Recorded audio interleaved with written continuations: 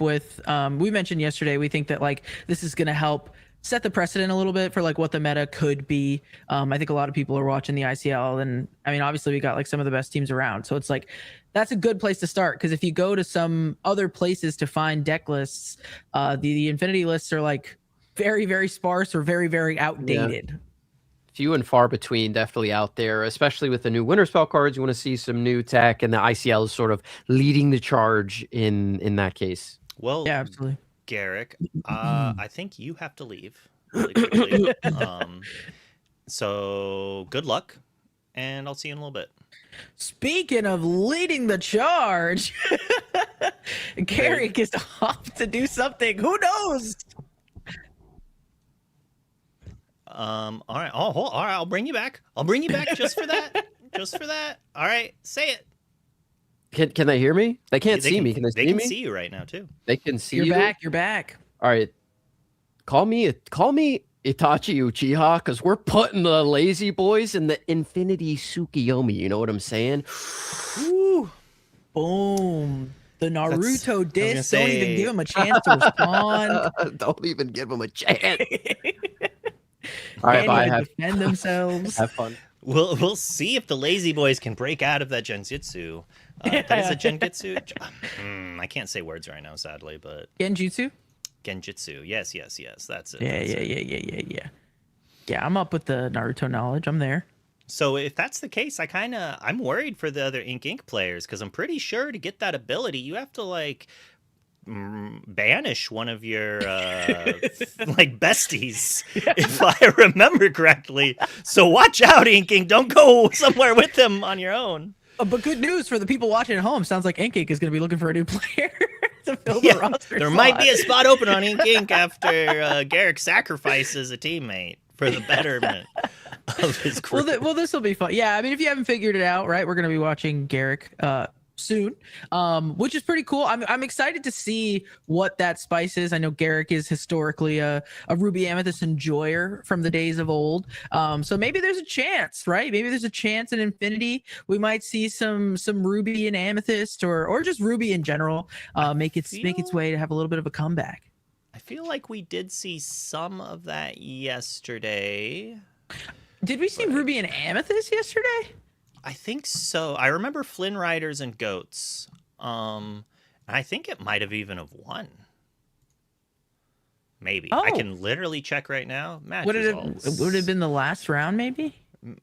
Match results. Red, purple, red, purple, red, purple, red. Purple. Oh, yes. Cole. Yeah. Color saying Cole. Cole. That's right. Lose, he won one game, but Wilp ended up taking it with Sapphire Steel. The boogeyman of the set, you might say. Yeah, I'm ready for that to go, I think. Or no, it doesn't even have to go. I just like want it to be put to the side so we can just see some new things. There's no way we've got so many cards available to us and everybody's just like, yeah, we'll just do this. Come on. Don't you want to be like Rascal and make everybody be like, no way he did that? Like, come on. There's so much. I think if Sky can pull out like a Ruby Steel list in core, we can make something work in Infinity, right? Like, there's got to be more. Exactly. Sorry, you're gonna get brewing. Get brewing. Second. No, we're good. We're good. Get brewing, chat. That is what I am asking of all of you. I don't know. Like, I mean, we all know how it goes, right? It's just gonna take some time for people to really want to sink their teeth into the format. Everybody was worried about the CCQs and the DLCs and stuff like that, which makes sense. Okay, but think about it. Couple weeks from now, couple months from now, you're gonna be like, oh goodness, I wish I practiced some Infinity. So bring back Bucky is a terrible take. There's no way. Bruh, I'm about it. I am about it. Who said no that? Way. I like it. Yeah, no Java. Way. May 8th, Wilds Unknown. Okay, see, like that's so soon. Like that. If you think about it, it feels very, very close by. So we're coming, and it's gonna hit you if you ignore it. But let's go. We're here. We're coming into round one. We've got Team Ink versus the Lazy Boys. I know this guy. We've got a little Garrick in the corner too. I know this guy. I've seen this guy before. He just did our pre-show. So Garrick versus Christian. We're not sure, obviously, what they're on yet. Looks like they may be still taking their altars there. But I'm excited. Let's get it rocking and rolling. I mean, I would assume Garrick is on Ruby Amethyst just because he likes it, but yeah, we shall see. I mean, he was talking about Medusas and whatnot. I wonder if that was like a precursor for what he's about tonight. Yeah, I would agree with you. I could see him doing it. Some people feel like it's just not strong enough, you know, even though which is crazy because you get access to like the bounce package and stuff like that all over again, and the board wipe and stuff. But I don't know. I mean, it doesn't really have item interaction, so sometimes it is a risk, you know. Do you need item interaction? It's, I think it's kind of like you need them to not play items. Sure. But I guess having an answer to a dime is pretty nice. If you don't have that and your opponent knows it, then they can kind of like put it out there. So if you're Ruby Amethyst, yeah, they can just play a dime out and be like, you can't answer this. So so you are right there. But overall, Sapphire Steel, like Tamatoa, you know, what are you gonna do? Break my item? I don't care. You have to put it into the inkwell, or I don't think there's anything that puts it on the bottom of the deck yet. There might be. Time will tell. I mean, there's like You're Welcome, which isn't the bottom, but like because You're Welcome hits items as well, right? Yeah, it hits all three. Okay, that counts. That counts. Well, Shuffle that dime away. We don't need to see that around here. Well, you know what? They're gonna draw the same amount of cards if they have a Hiram, right? So you might as well You're Welcome it, so it's off. Then they can't bring it back with the discard. I'm cooking, okay? I found the answer, but unfortunately, that card is not Ruby nor Amethyst. So I almost want to zoom in on that gorgeous signature in the bottom right. Oh, and it looks like we've got some steel being played. Lawrence into a Cindy. Kind of makes me think it's Steel Song. Amber Steel, what an open. Here we go. So this, I think Illumineers typically play this to get under those item strategies. If this is a songs variant, it's going to be a little bit slower, but we see an Ariel on the other side hitting the inkwell. Could this be a mirror match? Ooh, it looks like it might be. That was the Spectacular Singer, correct? Yes, Ariel Spectacular Singer, absolutely. Well, all right. Garrick is in a solid spot. Oh, we're on aggro with Garrick. Oh, yeah. So this could be a benefit for Christian. Having, like, traditionally, I think the Seal Song is favored against the aggro because you can just kind of go over it a little, just enough to stop them. But not playing a turn one Cindy or an Angel, if he's playing it, is kind of rough. But like, it's this weird world where you're like, well, I have Troubadour or Vanessa, so I'm going to play that on turn two. I'm going to ink my Cindy because I don't want to play Cindy and just have you storm it, get card advantage, and put me down a card. Oh my goodness. Let's go. I was hoping that we were going to see this. So we're going to see Amber and Emerald coming down. We're going to take a look, playing this Mowgli, looking at Garrick's hand here. We obviously get to take that Let the Storm Rage On and put it into the discard pile, but this means tell me what this Amber and Emerald deck is trying to do. We saw a sudden chill hit the inkwell. That's a clue, right? Yeah, I think he's gonna be trying to create some locks with muses, if I had to guess. Yeah, definitely locks with muses. Under the Sea is going to be available to this deck. Discarding, right? Really attacking the hand is going to be available to this deck. Garrick going to go ahead and use that Cinderella to sing Strength and Quest. But I don't know. That might mean that Garrick's out of cards in hand. Yep, which is a reasonable thing to do when you saw Sudden Chill get inked, because there's definitely some discard in here. For sure. Yeah, I think that's this Amber and Emerald, from like what I remember. Obviously, it's probably changed a little bit from Infinity, but definitely want to attack the hand and just like kind of clear board with things like that Under the Sea to then eventually just quest for game. Like they're gonna quest like all at once at the end is usually what's happening. A lot of control, but the scary thing, recognizing that, putting on the pressure. Oh yeah, the scary thing is that Ariel can sing. We don't talk about Bruno, so we could play Prince John. Get rid of this pesky 3-quester to slow down Garrick. And if we, like, a Prince John into a bounce is extra scary, because then that's enough ink to sing Under the Sea. if we're on that. So Garrick right now is on the please don't have it game plan while I gain all the lore. Yeah, absolutely. I do want to say though, I believe if I can count correctly, and usually I can't, Garrick is showing game on board. So that's the thing is like I think your play works, it slows it down, but I wonder if Garrick is just too fast. So we have to. Oh no! Oh, this is not what Garrick wants to see. that's great for Christian there. That Muse is gonna go ahead and every time a song is sung, get to bounce a character with 2 or less back to hand. So if we know we have the, oh yeah, this is not, unfortunately in this game, you cannot stack them that way. You have to resolve the song and then you get the ability. So that Nala does stick around. And that's kind of interesting. To me, that seems like we have Under the Sea in hand. Because if we didn't have an Under the Sea, I probably would have played the Cove he inked and just gotten rid of that threat, while also having a character that's so big that like they have to send multiple characters in to get rid of. Another Cove. Let's get that. That's the 3rd Cove. Well, but you know what? I think right now it's okay that it's going to the bottom because I think that that's definitely not what Christian needs here. So maybe that can actually be helping us to get to something like an Under the Sea if we don't have it in hand. 1 card deeper, but I mean, Garrick though, going all the way up to 17, it's kind of like a now or never situation for Christian here. This game went by in a blink of an eye. Yeah, if Garrick challenged the aerial, he would lose quite a bit. Actually, he would be down 3 lore and out a lady. And while that could be good enough, I think right now Garrick's basically deciding if he wants to play the cards out of his hand to play into an Under the Sea or not. And so he's being like, all right, if you Under the Sea me, can I deploy 2 or 3 threats next turn and force you to do it again? But an active Muses is terrifying. Yeah, and it's tough because if they do have that board wipe, like you said, and he keeps the characters in hand, the Muses just makes it so that there's still always an answer. This Amber and Emerald usually plays a lot of songs, so got to imagine that there's going to be some bounce available. The board's pretty wide. He elected to play down that Nala. Christian gonna start by playing the Diablo, which is interesting. Oh, maybe. Oh, we were an ink short. If we had an ink, we probably would have gone for a more aggressive type play. And there it is. All right, we can breathe easy. We do find it. We also get to see that there is a Rapunzel gifted with healing left in Garrick's hand there. And we're going to be set up pretty nicely as well. Our board getting a little bigger. Some singers still around. Yeah. And we bounced the aerial as well. Yeah, the Muses is degenerate with a couple of cards.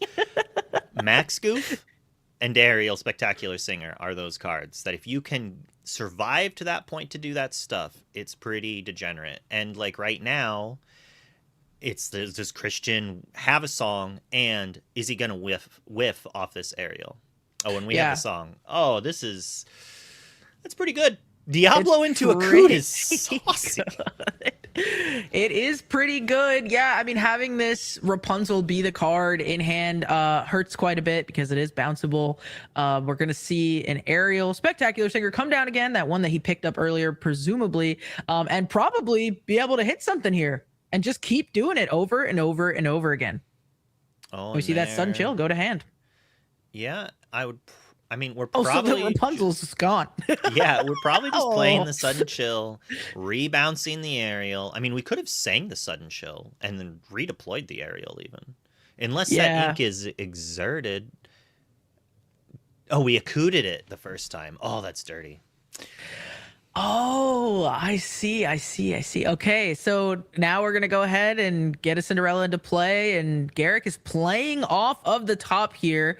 Let's see what he drew. Still looks like 4 cards in hand for Christian as well. So you got to imagine going to have a lot of answers, but Garrick going to keep going for it, playing down that Nala. This is technically game on board. It is. It's technically how unlucky is Christian? We drew an extra card and we have an Aerial. I've been in this spot that Garrick's in that I'm just like, I have to hope this deck doesn't have it. You know, I'm gonna play into it, and if they don't have it and they drew 7 cards, didn't have it. So sometimes getting lucky is the out you have to play towards. Yeah, absolutely. I mean, yeah, you had to put it down, right? Otherwise, it just gets discarded. So now it's up to Christian, and we're not making some automatic So plays here. So maybe. So my thought, the only thing that could have maybe be different is not playing the Nala into the Under the Sea. But I'm assuming he did some math and decided that we didn't need the Under the Sea then. He could do some challenging, play one song bounce, and then he didn't have Lorthal. So he's playing that to guarantee it and to make sure he has it. We're boosting an aerial, which makes me think we at least have one song here. Yeah, we've probably got something, but we're going a little slow. We're kind of thinking about it. So I wonder what it is that was the rest of his hand. Well, there's the song. Starts out with that Della's Lullaby. That's going to go ahead, give -2, allow us to draw a card. We're going to draw an extra one off of that boosted aerial. Bounce, of course, that Nala back to hand and quest. Yeah, we're in kind of a rough spot. Like, we could look back, like, it's possible Garrett could have challenged that aerial, but like, honestly, I think we would have just been stuck at a kind of a similar place. We lose a couple of our characters, and then Christian could probably challenge down what he needs to finish it. If we had that extra ink for that Rapunzel, I think I would have liked that play a lot more, because then we could have played the Rapunzel, drawn 2 cards off of it. Unfortunately, it kind of just looks like a rough spot. But if and we did see the Diablo come down the next turn, so he could have slow rolled it, just played the small one, and then shifted it the next turn if need be, or just played both like he did, and then still had the song for the End of the Sea. But this is that's one way to get back. That is one way to get back. So Christian's going to play down this Diablo, get a peek at the hand that Garrick was able to draw up because of that Let the Storm Rage on. We see the Nala, we see the Duck, and we have exactly 4 ink available. So Christian now has to decide if he has a song or if he finds one with this aerial, does he want to play it to start discarding some things in the hand, or are we going to wait, maybe be able to bounce these things later? But hopefully Garrett can start flooding the board here. Is that the way we go? That's the hope, but most likely Christian has enough songs. But, like, being able to make it so he can't bounce the aerial is, like, what we want. It's like we want him to have to bounce our characters. And in doing so, that shuts off the aerial from looping itself. But he has 1,000 cards in hand, and we know one of them is a song that draws 2 cards and discards a card. So most likely we're done here. But what we could see, which would have been insane if we had an Inkable, like, Pete isn't out. Like, there's a world that he goes, Pete, Nala, go, and the game's over. Yeah. But Christian Absolutely. has a lot of lore. Yeah, Christian has so much lore. I think that's what's making this difficult as well. Pete would be great. Yeah, I think Pete is a really big answer to this deck. I don't know if Amber Steel Aggro is still playing something like Pete in the deck. Wow, we see You Have Forgotten Me come down. Get rid of those 2 cards. A Smee and a Vanessa. That, not what he wanted. That hurts. That hurts. But I mean, we still have to answer this, sea, right? Another Under the Sea. Okay. Speaking of answers. I think it's now fully locked up. Based on the lore in play, I think it's impossible for Garrick to come back here. That said, grab your sword off the top. Technically possible. We have 5 ink. Let's see it. Where's the grab your sword? Oh, ooh, strength for 0. And you see that smile on Garrick's face. Okay, so that was an interesting matchup. I do think this is obviously a tough one for Garrick, right? Christian, we saw, had a lot of that synergy with the muses, can bounce pretty much everything in Garrick's deck, right? The Under the Sea hits everything as well. But that doesn't mean that all hope is lost for Garrick. What do you think? I mean, you mentioned the Pete. What do you think Garrick needs to do here in order to kind of pull this one out? He needs a better opener. He started off all right. You know, Cindy's a good turn 1 play, had the Storm. Like, that's solid. Had the turn 2 Nala. But after that, it was kind of, Like, it was just like a couple ladies. Didn't have the things to do. Yeah. And that's kind of like, if he had ladied into another Nala, like, that's probably it. Yeah, it was like eventually the board got pretty wide, but like yeah, like you're saying, I think it was wide a little too late. And he didn't have quite enough lore. I think he got up to like 11 there. So maybe if he was able to get a little bit more earlier. And Christian didn't even have on the draw, like you said, something like an angel with the underdog ability to get singing even quicker, and still was able to kind of like manage everything very effectively. So this deck, I think this Amber Emerald is usually its Yeah. ideal matchup, I would think, is aggro. I would assume that it's one of the things they want to see. They definitely don't want to see things like be prepared. That Yeah. said, like, they have discard too. It's Yeah. possible that this is just one of the best decks in the format when it's able to get going. Yeah. The issue is like a deck like Blue Steel that's drawing 5 or 6 cards a turn. Like they might not be able to maintain the velocity of discard effects to actually put them in their place. And playing multiple Under the Seas is not going to do anything really there either. But they are on Lullaby. Yeah, I think it's one of those things where if they don't attack the hand early and maybe get rid of something like that popsicle for that Hiram, or get rid of the Hiram for the popsicle, and they can't really draw into things like that, they can kind of stall it out. But like yeah, I think there's like a very narrow window there before, like you said, something like Sapphire Steel just kind of really starts going, and they can't really continue to attack the hand in that way. Luckily, Christian doesn't have to worry about that in this case, because I think Garrick's hand is usually going to be pretty small. We saw a dock, so we know that there is some card draw in here. But I think Garrick's trying to play his whole hand out every single turn. So I think what Christian just gets to focus on is finding those muses with that aerial to keep having sort of that like infinite loop, right? Yep. And as chat's saying right now, it is possible that keeping that strength for the aerial the next turn is good. It seemed like he was kind of just like, well, I want to get rid of this so I don't get hit by the sudden chill. And that's reasonable, but answering the aerial is pretty important. Yeah. So that could have been a difference there had we just quested for one more that turn and then next turn sang. And now Christian's on the turn one, Cindy. And Garrick looks did like nothing on Garrick. turn one. I didn't even realize Garrick had played his turn one Yeah. because he didn't play a one drop. So yeah, Garrick missing the turn one's gonna hurt, especially when Christian is now set up nicely with that Cinderella, obviously gonna have that singer 3 ability. So Christian is immediately able to start singing some songs. Gotta imagine, gotta hope that Garrick has the 2 drop here. If he doesn't, do you think it's just too slow? Most likely. Another thing is with the last game, had he kept that Lawrence instead of inking it. Oh, interesting. We're going for a song, which tells me we have removal. If we're inking Piglet and playing Vanessa, we probably have some sort of removal, which will then probably activate Christian's trap card of Ursula or Mowgli. Yeah, absolutely. Having that Akud come or be sung by Cinderella is going to allow the next thing we play to be played for 2 less, So and that is going to degenerate. be the Muses. It also drew him a card. Passing back over to Garrick, and these Muses have Ward. I know it's been a while, but remember, they do have Ward. So Garrick's, even if he has a song here, not going to be able to target those at the very least. So we use this, let the Storm Rage on, get the Cinderella off the board, draw a card. Is it enough?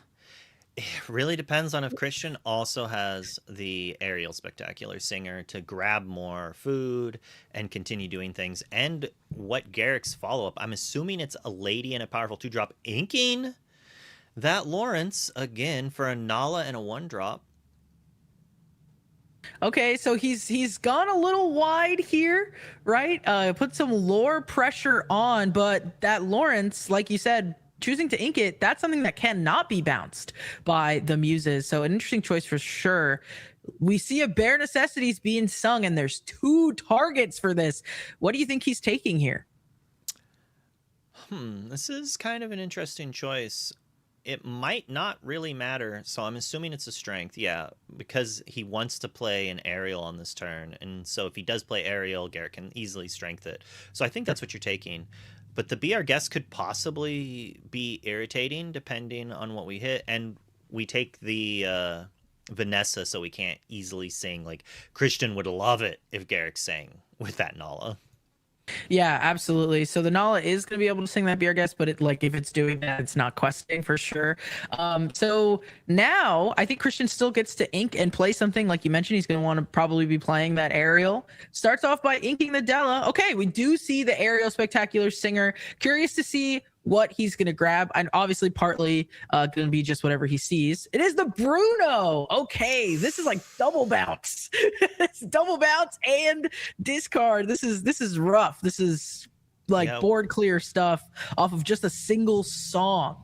What does Garrick need to do here to get out of this? well, to get out of it, it's rough. We needed that Daisy on turn 1 instead of nothing, and then turn Yeah, 2 for we sure. needed Mowgli to show a hand of one song that we could get rid of. But this is definitely not a good matchup for Garrick. It might have been a little better if it was Amber Steel songs, but even then, it's like you don't want to give them a fresh hand of 7, so then they bounce everything you have. It just seems like this Akud has been showing how powerful it is. Yeah, absolutely. Getting the muses out on 2 is crazy. Just really, really crazy. Garrick definitely in a bind here. We saw him ink that Lawrence. Do you think that would have made a little bit of a difference in this So spot?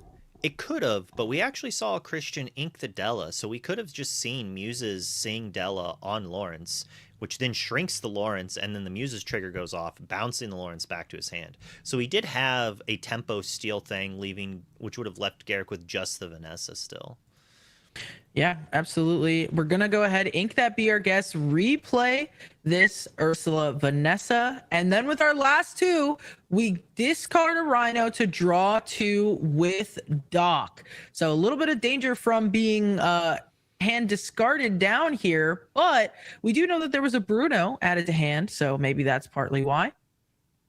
Oh yeah, and if Garrick's if Christian's spending his time discarding Garrick's hand, it's less time bouncing his threats.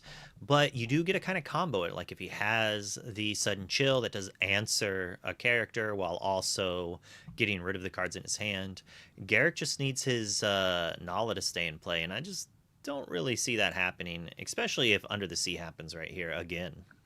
Yeah, absolutely. The chat is begging for it. You don't need Under the Sea anymore. With the Muses. That's going to be rough. So we ink the Mowgli, play another Muses. The first Muse is going to start by singing Strike a Good Match. Now you cleared up. We have to choose first. So we're going to draw 2 cards and discard 1. So that has to resolve before we do any bouncing. So Christian gets to look at even more cards here. JDZ begging for no Under the Sea just for the monkey paw to slap him in the face with a second Muses. This is not good for your hero Garrick here, as the double Muse is basically a lockdown. There's I'm assuming Christian's deck is almost half songs, and cards like this just going deeper. We get to bounce Nala and Daisy, then we get to sing the Bruno on top of the Vanessa. Then if we wanted to, we could bounce that Doc and then bounce our own Aerial, leaving us with just 2 Docs, his hand full of cards, and us with another Aerial to grab cards and to slow Garrick down again. So it looks like we chose to bounce the Nala and the Ursula Vanessa back to Garrick's hand. So we got rid of a singer and we got rid of our highest lore pressure there. Definitely not what Garrick wants to see. And Christian can still keep going. So we sing a sudden chill. So let's see what Garrick's going to choose here. So that way, if Garrick does deploy a Lawrence or something like that that doesn't get Under the Seed or Mused, we still have an answer. Yeah, absolutely. That Daisy going back to hand. What can Garrick do here? We chose not to bounce the Aerial, so we must just have we did too. Everything we need in our hand. All right, Garrick is going to play this lady for 3. He gets to also play a character for free along with it, as long as it is 2 or less. So we know he has some options in his hand. It looks like obviously Daisy is one of them, but it looks like he's thinking about this here. So maybe he has multiple options. Yes. Okay. We pick the Nala with our last ink. We do the Daisy. Probably just going to quest with the Doc, pass it over and hope for the best. Is that all it is, Luke? I wonder if Akud would actually be good in Garrick's deck. I'm just thinking turn 1 Cindy, turn 2 Akud, draw a card, play your lady for 1, put in a Nala, and then play a Daisy. So on turn 2, you have 8 lore in play going into your 3rd turn. Christian here just continuing to build the synergy. We see the Hidden Cove go to get this aerial down, boost it. And now when we play a song, we get to bounce 2 characters and draw a card as well. Looks like he's going for that Bruno on the lady. This is just everything Christian wants to see and everything Garrick does not. Yeah, this is the caster curse in effect right here. I told Garrick before we started, I was like, I'm going to tease and say your team loses, but you'll win. And so who knows, maybe he's going to get crushed and his team will, hold down the fort and get games 2 and 3. We shall find out. The chat just begging for this to end. They can't stomach to watch anymore. Listen, you got to play these out. You got to see where your outs could potentially be. With those 2 bounces, looks like we did finally bounce our aerial and one of Garrick's characters as well. So maybe out of songs, but probably very quickly going to find some more. Yeah, went for that aerial bounce, as you said. And yeah, it's digging 4 deep. Aerial is insane. Just like Nani. Nani is just an aerial that only has Singer 3 and grabs characters that cost 2 or less, if you think of it that way. A lot of people forget that Nani has Singer 3. Yeah, that it also has that added benefit of singing songs. This Daisy going on a quest, and we do hit. Was it the sudden chill there? Yeah. Okay, so we hit something. This Ursula Vanessa's going into the inkwell. Nala's coming down again. You can't get rid of her. And there it is. Now that is what he The needed Pete. to see right there. So what Daisy... does this Pete do for Garrick here? Oh, well, first of all, let me pop it up onto the screen for our viewers at home. But Pete is, it's one of my favorite types of cards in Lorcana, which is a 3-cost, 3/3 quest for 1. Nani is the same way. It's just got a nice thick body that has a good ability most of the time that can brawl away. And at this point, sure, Daisy could be challenged down, but then Pete gets to go in. And if Garrick can play another Pete, he might actually win this game. Yeah, that Pete is going to be super crucial here. The game's referee making it so that Christian cannot play any actions this turn. And there's the Under the Sea. So Christian would have been able to do this turn, but the Pete shuts it down. So if Garrick can just keep seeing Pete after Pete after another Pete off the top, we might be close enough in lore. What if he plays the Pete song? Remember the ancient ways. Yes. Okay. I doubt he plays it. That could also work. The ancient ways definitely could work as well. So then we have 8 Petes in our deck if you think about it this way. Keep the ancient ways. Yeah.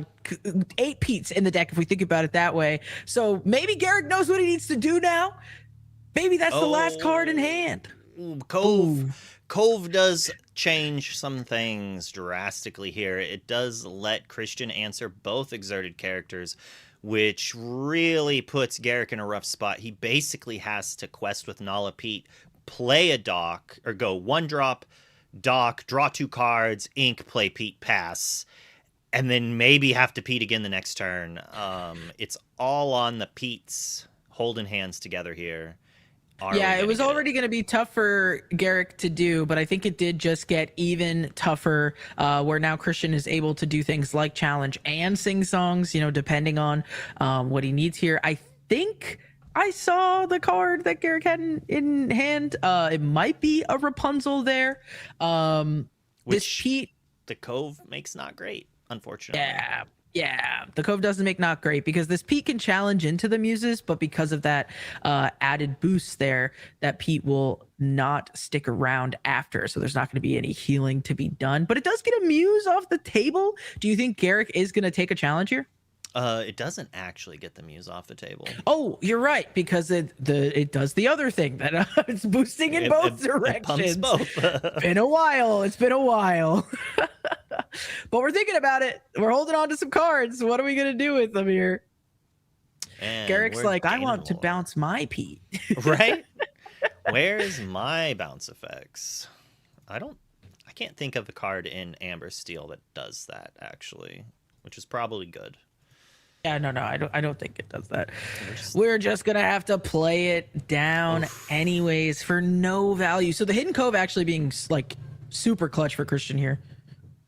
Oh yeah, and we know there's an Under the Sea. It's kind of rough, and we could easily see the other muses go to Cove and take out the Pete. So we could sing Under the Sea, draw a card, bounce our aerial back, move muses, take out the Pete. Like the game is basically locked up here.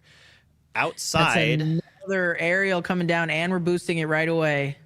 Outside of Dock into Pete with like another 2 or 3 quester, that's like kind of the only way I think Garrick can get out of this position, but he's in a rough spot. Yeah, so it looks like Christian is going to start by challenging that Pete. Elects to use the muses there. Like we said, it's going to stick around because of that Hidden Cove. I know how the math works. Then we're going to go ahead and sing with this aerial. We don't talk about Bruno. It doesn't necessarily matter what we choose because the other one is just going to get bounced as well. So extra tough. This Rapunzel going to hand. We're going to do a little roll. Let's see. And we get the lady. What an unfortunate 2 cards to have for that last turn. Yeah, that's pretty bad. Yes, it is tough. The Pete gave us some hopium, but Christian had an answer right away. So we're gonna go ahead and move. We're challenging. I think we just challenged. Yeah, why not? And then just start questing. And now sea still in hand. Oh yeah, you're right. I forgot we still had the Under the Sea. Man, poor Garrick. This isn't looking too good. He's doing what he can though to stay in it. So we get our characters down. And you know what? If they're singing, they're not questing. Okay, keep it Christian slow. Keeping them slow. I mean, and this is what happens when you make a wish with a monkey paw. Oh, Things no, do not go the way you want. Garrick just getting real small, sitting back real low. Definitely doesn't feel good here. But I mean, like you said, kind of just like an unlucky match up there. Going all the way up to 9 for Christian and continuing to play down characters. So this is one thing people need to realize about these older formats. The power level is much higher, and if you do not interact in the first 2 or 3 turns, you're probably losing the game. And Garrick whiffed on that 1-drop to apply pressure. He got up to 13. If he had a 1-drop, he could be at 17 or 18 now. Probably still locked out of the game, but could have maybe had that push. But like Amuses is a very punishing card. And there's a lot of decks that have these types of punishing lines. Like Blue Steel also has an early bell into singing removal. Like all sorts of things like that. Amber Steel Song can like, you know, make you discard your whole hand as early as turn 2 if they're playing the Queen package. I don't know if they're still doing that, but it is a possibility. And that could, like, some people are like, well, you're giving them a card or 2. What's it matter? Well, it's 7 random cards. It could literally be like almost anything else. It could just all be unequables, honestly. It's a rough spot to be into. And it does look like the Lazyboys take round 1 with some really pesky Under the Sea stuff. Yeah, absolutely. Lazyboys taking it. I do think, you know, it was obviously a good matchup, we should say, for the Amber and Emerald player Christian there. But I do think that still displays the power of the deck because, I mean, it has a lot of synergy. It was doing a lot of synergistic things, being able to, you know, continuing to bounce their aerial to find more songs, to bounce their aerial to find more songs, you know, and those songs are things like Bruno or hitting, you know, sure, it was hitting small things in this case, but if it is against like bigger threats where the Under the Sea might not be as relevant, Bruno is going to be able to take care of something like a Tamatoa or otherwise. So I think that it's good for people to see this deck in action again and remember that there was a time where there was like a meta or 2 there where it was a really nice pick. So maybe this is something that we could see be a little bit more dominant in Infinity. Oh yeah, and we're gonna jump over to the Friendly Neighborhood versus Ink and Emperor's New Crew. And I'm going to get our logos brought up and try to find out which game we are on right now. Yeah. Luke's going to do producer things. I'm going to analyze this board as best as I can. I am seeing some Whole New World sleeves. which is very, very cool. And then I'm also seeing a broom on the board, and I think an angel. So got amethyst, we've got amber. Let's see what these color pairings could be. All right, so we're inking the magic broom to play. Okay, so it's going to be amber and amethyst. We're going to have that grandmother willow come down. No follow-up with the 1-drop, which is interesting because we did just ink a 1-drop in order to play this. So wonder what the hand is looking like there. On the other side, let's see if this angel is going to start singing some songs. Oh, wow. Look at this. Talk about singing. We got a Cinderella coming down and an Aurora as well. And there's the song. Strength. Gonna get that grandmother willow out of here. That feels good. And I jumped over to this round as soon as I saw what Alvin was playing. That is Amber Amethyst in Infinity. So I am interested. And yes, that is Lore Gaines here. Alvin, also known as Lore Gaines, playing, has made top 32 a few times. I did break his heart by beating him for a Mickey in Seattle. He was playing a really cool deck. It was it had Tinkerbells in it. That's mostly what I remember. I think it might have been Amber Steel locations, maybe. Nice. Maybe it didn't That's have cool. Tinkerbell. My memory. I didn't know that about Alvin Lore Gaines here. I didn't know that about his lore, but Steel Fossa. That's what it was. So yeah, that was Tinkerbell for sure. And I don't know if he has other top finishes, but I would assume he does, as he is a quite good player. Yeah, seems like it. We do see another spectacular singer coming down. So we're looking at the top 4. This is just, I'm just like still sensitive after what happened to Garrick. So I'm like so scared seeing the Ariel come down. I have to remember that this might not be Emerald. I don't know if we've seen the other color yet, actually. It could technically still be. We have an Exerted Aurora. Oh, we saw strength. We saw strength. So I'm gonna assume it's Amber Steel Princess songs. Yeah, we saw the strength. I just forget. I think Zan popularized that at a secondary event last season at some point in Infinity. Basically, right, one of the first few Infinity events is like, oh, Aurora lets you play turn 2 Ariel. That's pretty good. Oh, Cindy into Akud lets you play turn 2 or Ariel. I like literally just said her name and then forgot, which is very powerful. Yeah, Akud showing up in a lot of these Amber decks right now. So maybe this is a card that's really, really, really going to shine in Infinity. Getting another Ariel down here feels so good. Taking the whole new world, the promo. Look at that. Did you play Infinity Weekend? You should have. And so... I think I only got 3, though. I think I have 2. Sad I was days. busy. I was had a casting. 4th, but I got rid Casting, of it. so I couldn't play. But Oh, well, you should have asked someone to get you one. Be like, I casting, I did. should get one. Come on, people. Come on. Come on. All right, so we do see World's Greatest Criminal Mind head down into the Inkwell.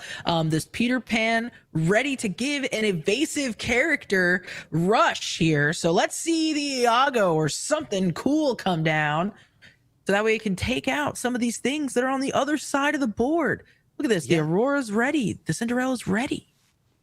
I am interested in knowing what the payoff for Alvin's deck is. Is it like Demona? Are we just like an Amethyst, Amber, mid-range beatdown? Or what exactly we're doing? We've got, as you said, the Peter Pan with Rush is an interesting card. And that's the one that gives Evasive's Rush? I believe it's the one that gives your evasive characters rush. Yeah, so that's why I mentioned something like maybe an Iago could come down and be a nice big threat that can also start challenging immediately. We exert to for the Grandmother Willow. And his Shadow is the one that gives Rush characters evasive, but he gives... Yes, okay. I really liked playing Peter Pan Shadow when it was first printed. It did fairly quickly get out of the format. Ooh! Multi-format all-star Madam Mim Fox. Ooh, man, that's You know her, you love her. She is back, and she also has Rush, so we didn't even need an evasive to do it. So it looks like we're gonna use this Peter Pan to take out that Cinderella, and then probably gonna use this Madam Mim to take out that Aurora, unless we're not too threatened by it. Interesting. This is I feel like you have to, right? so, huh? Why? So why do you think he gets rid of his Peter Pan rather than just using the Madam Mim if he wasn't going to challenge both there? It's possible that we didn't notice that one of the aerials maybe revealed a storm. So he was like, I'm going to get rid of the character that gets banished by the storm. And then if you're going to sing a song, I can challenge your aerial with my fox. I think that's going to be what happens. Okay, yeah, that's definitely possible and makes a lot of sense. Does force us to use the Zeus. If we had something else, now we have to use that. So it is a pretty clean answer to that fox. A little bit of heartbreak for Alvin there. Let's see what else we can do. And if you don't know Thorsus, you won't know this, but his deck is foiled out. All promos. I can tell. I can't wait for him to play his Rapunzel. I know he owns foil ones. I've sold him one. I know he has it. But he likes to grade cards, so he might just be playing regular foil Rapunzel and not playing with the multi-$1,000 one. Is that a foil one? There's no is that Whole New World foil? I assumed it was a promo. It might be the real deal there. I mean, we've got the sleeves. We've got the sleeves, so it could very well be the real deal. Yeah, I didn't know that about this player, but he played an enchanted Cindy. He played an enchanted Zeus. So he's definitely got the enchanteds, but his Aurora is just normal foil and not epic. Come on, what are you doing? What are you doing? Gotta get the epic. There's probably a reason, right? Maybe he has like a preference. But it could be a chip thing. If you know what I mean by that, you know what I mean. Pringle-y type thing. But yeah. For sure. So we do see 2 Auroras are on the board now, 2 Ariels are on the board, plenty of princesses, plenty of amber cards. We did just sing A Whole New World. So Alvin now has what I like to call a full grip, okay? And we know that he has some rush available to him. So let's see what he can make happen here. Starting with, what is he going to ink? It's going to be that Hades looking for a deal. We're going to exert all 5 of our ink to play Mufasa, betrayed leader, I think is the subtext there. That's interesting to have that come down. I mean, that's one of the joys of playing Infinity. You get to play with your favorite cards. You get to put them in early. I'm wondering what big beef he's like trying to get in there. Yeah, I mean, at the very least, it makes it so that like Thorsus is not inclined to get rid of this Mufasa. Maybe stops him from singing. I did find a way to try to fix some foils. It's scary, though, and it does not always work. And for those who saw my tweet, a very messed up looking Zeus. And we see I saw that one. Oh, that's an Ariel. An Ariel. Ariel Sonic Warrior enchanted coming down here. So if we sing a song, we are going to be able to just pay 2 ink and get rid of that Mufasa there, I believe. Yeah, if we sing a song and do that, but then who knows what could come in? It could be a Chernabog. It could be a Cindy. It could be a Broom. We're gonna find out right now. Let's go. Let's go. Man. What we got? Flipper over. So you're knowledgeable about triggers. Tell me, do we get to live in the world where the Zeus happens and then the Mufasa trigger happens and then we can choose to pay 2 to potentially deal some damage with that Sonic Warrior? Do we live in that world? That's above my pay grade. Okay. But, we need Snobby back in here. I feel like we need Elsa, or we need Snobby back in here to tell us what this Elsa, if it can be damaged or not, if we had the ink available. I think we have to do ours first. I think all of the active... I'm going to say this, and I'm probably wrong. Judge will correct me later, and we'll let you know. I'm assuming you have to... The active players stuff happens first. So we play the Zeus, puts the Mufasa in the bag. We also have the Ariel in the bag. We choose not to use the Ariel. Then Mufasa happens, puts a character into play, which then puts Elsa trigger into the bag. Then Elsa trigger comes out of the bag, exerts down that last Ariel. So, like, you know, there could have been another song saying we might have been trying to play a Whole New World right there, and now we can't. Or at least have to wait a whole turn for it.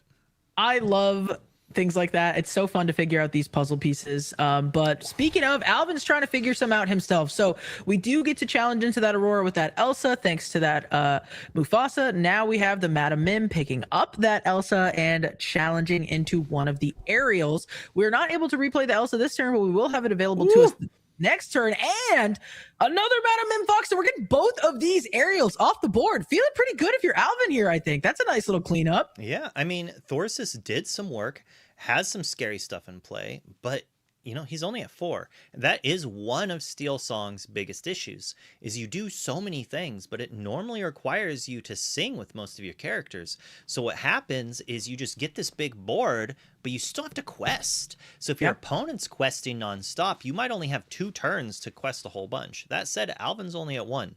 So we need something very powerful from Alvin's side to answer this aerial Sonic Warrior. Times 2.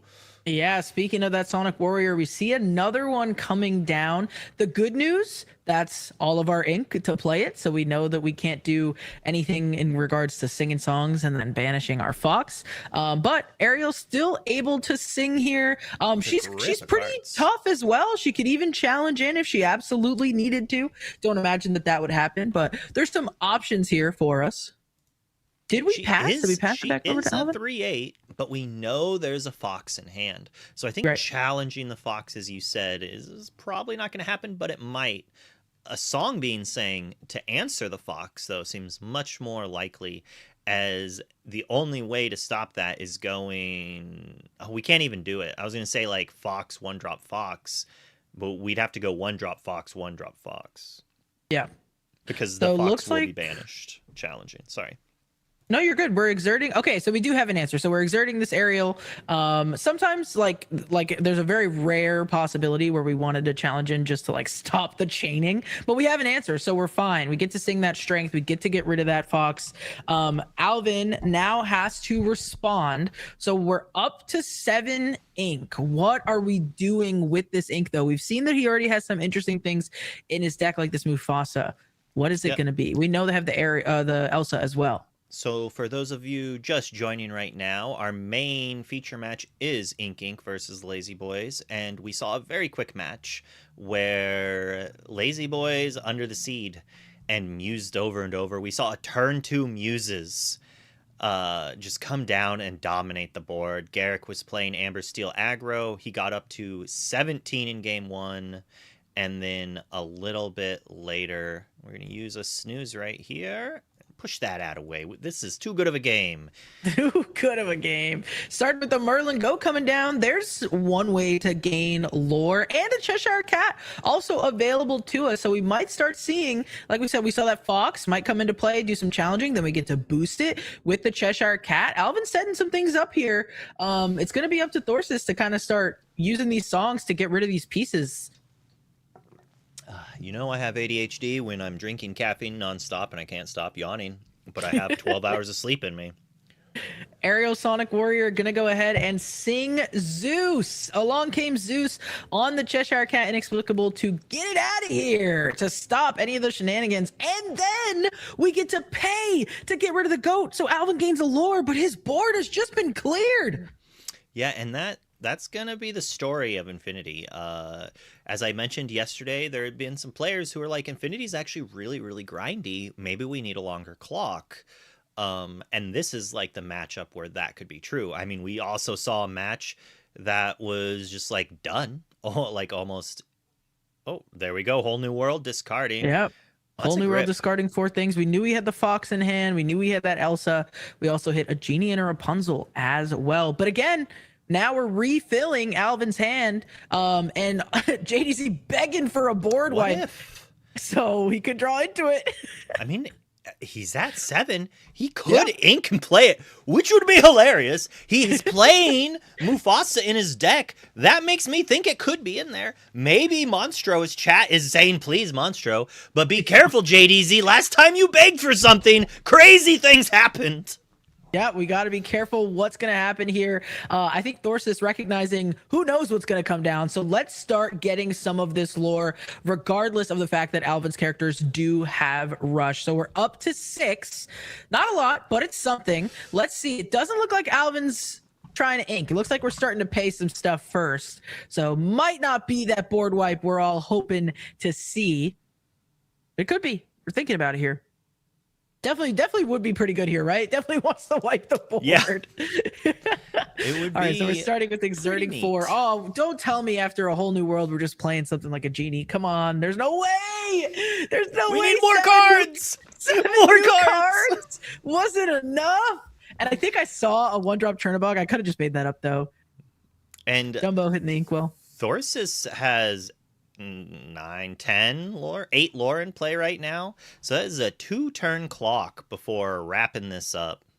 Or as some people say, that's just 2 pages before this story is over. Oh, I love that. That was great. See, you have to imagine, I don't know if Alvin is playing Raging Storm or not, but you imagine he isn't because he didn't elect to play that Dumbo with the genie to potentially get some extra draw to find it later. So that just might not be the way we win this game. Thorsis has a clear way to victory, as you said, starting with, I don't think he did he quest that? I'm not sure. But he has exerted the Aurora. Oh, okay. So he must have quested it because he wanted to cheat something out. Can you see what that card is there? Oh, the Rapunzel and a Smee. It is a Smee all the way at the top and a Rapunzel on the bottom. I'm just like glancing. I can't tell if it's foil or not. If it's a foil or not Rapunzel. I'm literally going to interrupt them. Well, I'm going to wait for him to finish his turn at least. To ask him. No, I like for me, it's like dark at the bottom of my screen, so I couldn't even see what it was. I just knew it was amber. But now we're all the way up to 14. Oh no, we can't Raging Storm anymore. No, I want him to show the Raging Storm. I want to believe that he has it in his deck, and he's gonna say, "I just couldn't play it because of the peat." I want to see it, but I don't know. I don't know how Alvin gets out of this here. Foil. This is gonna be tough. We're asking the important questions. Someone's saying Monstro still possible. It's not. Okay. Disappointment. Oh, we're not sleeving up the $4,000 cards. Monstro, you are right. You are correct. But I think that is a fist bump and the game is over. Those are the fist bumps. Oh, man. Heartbreak for Alvin there. I feel like his deck has we started to see just a little glimpse of some of the potential. But, man, those enchanteds were just too powerful. Mm-hmm. Ooh. Katie just opened a foil discard. Oh, there we go. Very fun to see. Good to see Amber Steel doing its thing. I like the attempt at the Amber Amethyst there. I think, like I said, it was cool to see the Mufasa. Maybe we have some things in there that kind of make it worth it. I mean, this is true of any deck, but like with the right, cards at any time, I think Amber and Amethyst, it could have been a much closer game. But unfortunately, it just wasn't in the cards. I love this. A glimpse of potential or a glimmer of hope. That's good. Give us more. Give us more one-liners that are so strong.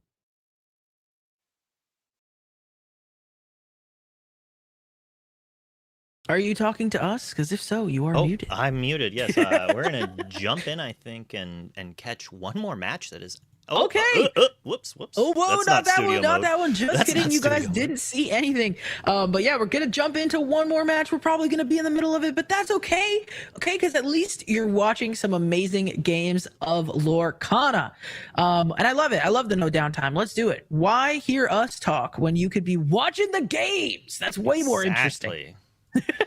I actually believe that is true. I love to watch the games. That's why we do this, folks. But yeah, we're gonna be catching at the tail end. We might even be catching a game 3 because I think we saw there that it was only, it looked like it was only 7 minutes on the clock. This is game 3, correct? It looks like it's a game 3 because they're altering with 6 minutes on the clock. So hopefully, could have been a this crazy is something game that 1. can go quickly. Yeah, let's hope for them it can. Yeah. I mean, one of them must have believed, that they could do this, but we're starting with inking the strength, playing a popsicle, drawing a card. That tells me this is not going to be a quick match at all. And this is the Salty Ducks versus Impact. On the other side, we see a T-Bow and a Popsicle. So at the very least, it's a Sapphire mirror match. Not sure if it's going to be Sapphire and Steel on both sides. Maybe there's a Sapphire Ruby potential here. But that's probably why this is going a long time. Inking another Strength, playing that Sail, though. So we hit the ramp on one side of the board. Yeah, this is going to be an interesting one. It is possible for the blue Steel in 6 minutes just go and get just enough to get it. Yeah, definitely could happen. We see the bell come down. So we've drawn lots of cards because we drew cards off of 2 Popsicles. Now we have a bell, so we have a body to start ticking away with some lore. On the other side, also finding the ramp, mirroring it with the Sail. And it is Sapphire Steel, that Robot Queen, gonna hit the Inkwell. Or Mouse Queen? I'm about to change the screen, but I love the fact that he is standing up while he's playing. Yes, that's good. Like, no, it helps him. I'm sure it helps him lock in. Probably. Excuse me. I need to get a standing desk, probably. I have one. I love it. You like it? You love it? I do. Yeah, I do. All right, so this bell gonna be able to sing. Let the storm rage on itself, but what that does is it draws Jamal a card. So that tells me that we might have a little bit of a ink issue in hand if we're not just inking straight out. Oh, there we Ink go. the Pete. Maybe we found it off of that. Bell's not in much danger, doing right? good, and then it just decided not to for a second. It's all right. We can kind of see what's happening here. Another Fortisphere coming down, drawing a card. This is just the early game, fellas. We got 4.5 minutes. Let's go. I know. Draw the cards. Play the things. We got to get some lore on this board. Fishbone Quill All coming right. down. Nice to see that again. Andy knows what he needs to do. He is playing. I think he's playing fairly quick. He could maybe play half a step faster, but that was a pretty good play. Play, draw, play, activate, ink, play, draw, pass. A solid line of events. But it's also frustrating because every time you play one of these Popsicles, you're drawing a card, right? And what if he had a Scrooge and he just blanked because he was too busy going fast? Yeah, it's definitely a balance for sure. Looks like we're gonna put a Tamatoa into the Inkwell. Tamatoa was so shiny there, and now we are exerting everything. Maybe thinking about it. Nope, just kidding. Gonna start by popping the Popsicle to heal the bell. I like it. Are we gonna do it again? We're gonna do it again. Yeah. What do you think he's digging for here? Anything at this point. Maybe a Tamatoa. Ooh, well, that's a Quester. And, 10 turns from now. Scuttle. That's a new card, I believe. This is the Scuttle. It's got 5/5 on its stat line. Quest for 2 with Ward. Okay, so that's interesting. That's a Quester for sure. On the other side, though, Andy finding that Hiram, gonna be able to draw some cards off of it. So, is it all right, still chat? looking good. Is it Hiram or Hiram? Hiram. I've never heard Hiram. If you were watching round 3 last night, you would understand. I'm so sorry. How dare you, Willoughby? I had to eat dinner. I was here from all morning. I was here all day, 6 to 9. Okay, I had to go eat dinner. But I'm a Hiram person. I'm pretty sure that's how the name's actually pronounced. Okay, cool. All right, looks like we did take the probably Popsicles back. I didn't quite see it, but I think it's the Popsicles. Ooh, let it go. Nice. Hey, Scuttle's a singer. Scuttle sings for 5. Yeah, Hidden Singer 5 mode. Activate. Activated. Oh, man. So you know what? Actually, Jamal is looking pretty good despite the kind of awkward start, just in terms of having lore on the board. But Andy could very quickly take this game and the lore. Jamal just needs to turn his characters sideways 5 times. And if he can do it twice before time, he might be able to get it. But it's going to be rough, I think. Okay. It is going to be rough. We've got less than 2 minutes on the clock. And then, of course, Andy totally allowed to play out his turns, and this is how those turns go. They're long, right? Playing that Scrooge, looking at the top 4. If you see something, do you want to take it? Do you not? That's a decision.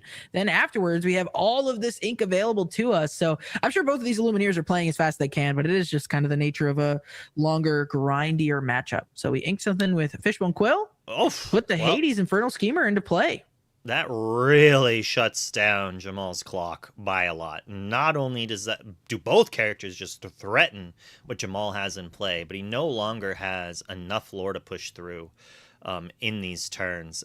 I think the opportunity here for him to still get there is to possibly deploy another Tamatoa and then play the big Tamatoa, put a dime into play, and then maybe on our last turn we can deploy just enough items to seal the deal. But I'm thinking this game's going to be a draw. Yeah, absolutely. And as a reminder for the folks at home, a draw in the ICL is just a draw, correct? There is no highest lore or anything like that. Correct. It could have been down to game points. It could have mattered, but realistically, which either way we play, it's going to be a draw. Sure. Like, it doesn't push it to one way. We had one last week. Actually, yesterday we had SLTC versus Lords of Lore, and they did draw their middle match, which I assume was also a grindy control versus control matchup. And, you know, that's something that can happen, and it's, like, terrifying to get that draw early as the control deck if you're not geared for beating other control decks, because most of the decks that are in the draw bracket are control decks, and you can take advantage of that. I've played an aggro deck that crushed control, paired up against my friend in the first round.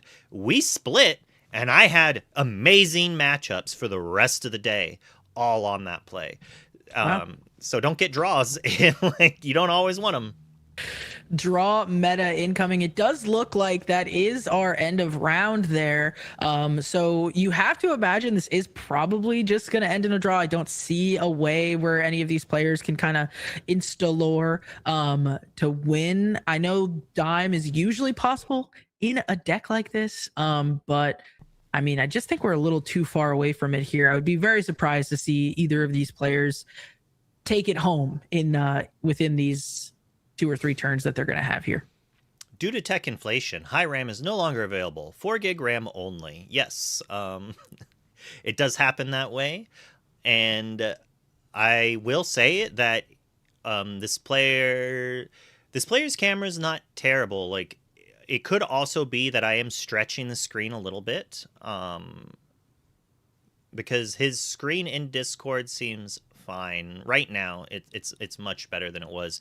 But if a player's camera is not clear enough overall, we will give them a warning and ask them to upgrade that. It is a little frustrating to tell players they need to buy things to play, but and I did catch the joke, JDZ. I'm just going more in it. He's just having some nice. Oh, okay. I did miss. Okay, it was a Hiram joke. I did miss that aspect. I did miss that part. It was too classy of a joke for me. I thought we were just trolling the cameras. My bad. All right, we're exerting a lot of ink here. What are we gonna make happen? See, I talked trash on his camera, and it's doing work now. It said, "Don't you say I'm only 4 gigs." So, all right. So we get probably those popsicles back again. We're staying in it, folks. We're staying in it. These Illumineers believe they can win. There's no fist bumps. There's no draws being called, okay? We play until it's done. Or maybe they have some extra time or something like that. I don't know. I do not think that there is any delays. We actually have those tracked, and I don't see any written down for this matchup. So they're just having fun, is what it is. They're just enjoying it. It is also possible that they made a gentleman's agreement in their head that they're going to concede to whoever looks like they're in play. That normally doesn't happen and is not very good to do right now, I would think. But, you know, if you're playing in the last round of a DLC and a draw knocks you both out, it might be worth, you know, conceding to your opponent. That said, it might also mean you won't win a promo card. So, you know, that's an interesting spot to be in. Those are the things that we have to consider. So many items coming down for Andy. You gotta wish he had something like that Tamatoa, so shiny to continue to quest. We do have a Tamatoa in play, but I just don't see us getting happy as a client. So we get a quest for 2, drop a dime, drop a dime, activate Yeah, I just don't think we can get enough items to do it, but we could gain 5 lore. We just need 15 items in a Tamatoa. You know, how hard is that to do? Of course. Easy. I'm like trying to remember. I'm like, I think I'm remembering So Shiny correctly. But yeah, you get +1 for each item in play. So yeah, he just wished that he had the other Tamatoa. Instead of happy as a clam, he just wished that he had So Shiny. And then, There's the okay, dime. hold on. If Andy has one more turn, he might have this. I'm not sure what turn we're at. We're playing another Tamatoa here, though, it appears. If we're cracking these popsicles away. Yes, but then we can't get them back into play right away. I mean, we could probably get one back into play. Unless maybe there's a sale over there. We can get them both into play, or we could activate Dawn. I don't know. I'm trying to see what we can do here. Those are gorgeous enchanteds. Yeah. Today, people are showing the shiny cards. I know. It's something about the ICL. Everybody's like, listen, okay, this is the one place I can play with my shiny cardboard. And it is very, very shiny. So we go up to 5. Doesn't look like we have anything that can activate that dime there. Looks like... Okay, I thought he was scooping for a second, but no, he's just fixing his inkwell because it's massive. On the other side, let's see what Jamal can do. So maybe they are. Maybe they have time. Maybe they're trying to make a go of it here. Because Andy's got a lot of items. The dime's out now. Yeah, the round was to end at 7:03, and it is 7:09. So I'm assuming that this is the last turn, or Andy has one more turn. It really just depends. If Jamal kind of just passes the turn without doing anything, then I think we're down to a draw here. I'm trying to figure out if there's a world where Andy can gain 15 lore in a turn. With this many items out, maybe. Jamal was asking Andy how much ink he has, which makes me think Andy has one more turn if he's considering, like, what can you do? He has enough ink to play Tamatoa, activate dime for 1, 2, 3, 4, 5, 6 lore, 7, 8 if you count him putting both of those popsicles into play for free after questing with those two. That actually might be enough to win this game if none of his characters are gone. Exactly enough. I think the math is there. It might be exactly 15. But that being said, Jamal is definitely able to challenge into some things here. Tipo and Tamatoa can take out one of the crabs, or Crab and Bell could trade into the Hades. It does lower some of it, but I think he can only really answer one of them, which still leaves 5 lore in play, puts us up to 10. We throw one popsicle into play. That gives us 6, 7, 8 items. We could ink, play the other popsicle, draw a card, gives us 9 items, activate Fishbone Quill, play one more item, and have exactly an... Actually, no, we wouldn't need it anymore. We only need the one because Tamatoa does have 1 natural lore. Okay, so let's see. We've told you how it can be done. Can it happen? Jamal's fighting for it, getting that Tamatoa off the board, using that Let the Storm Rage on, and then that Bell as well. Now, we're going to go ahead and put out our own Lucky Dime for free. We do have the ink to activate it, I believe. Maybe Jamal has another turn, too. Maybe we have no idea what turn it is.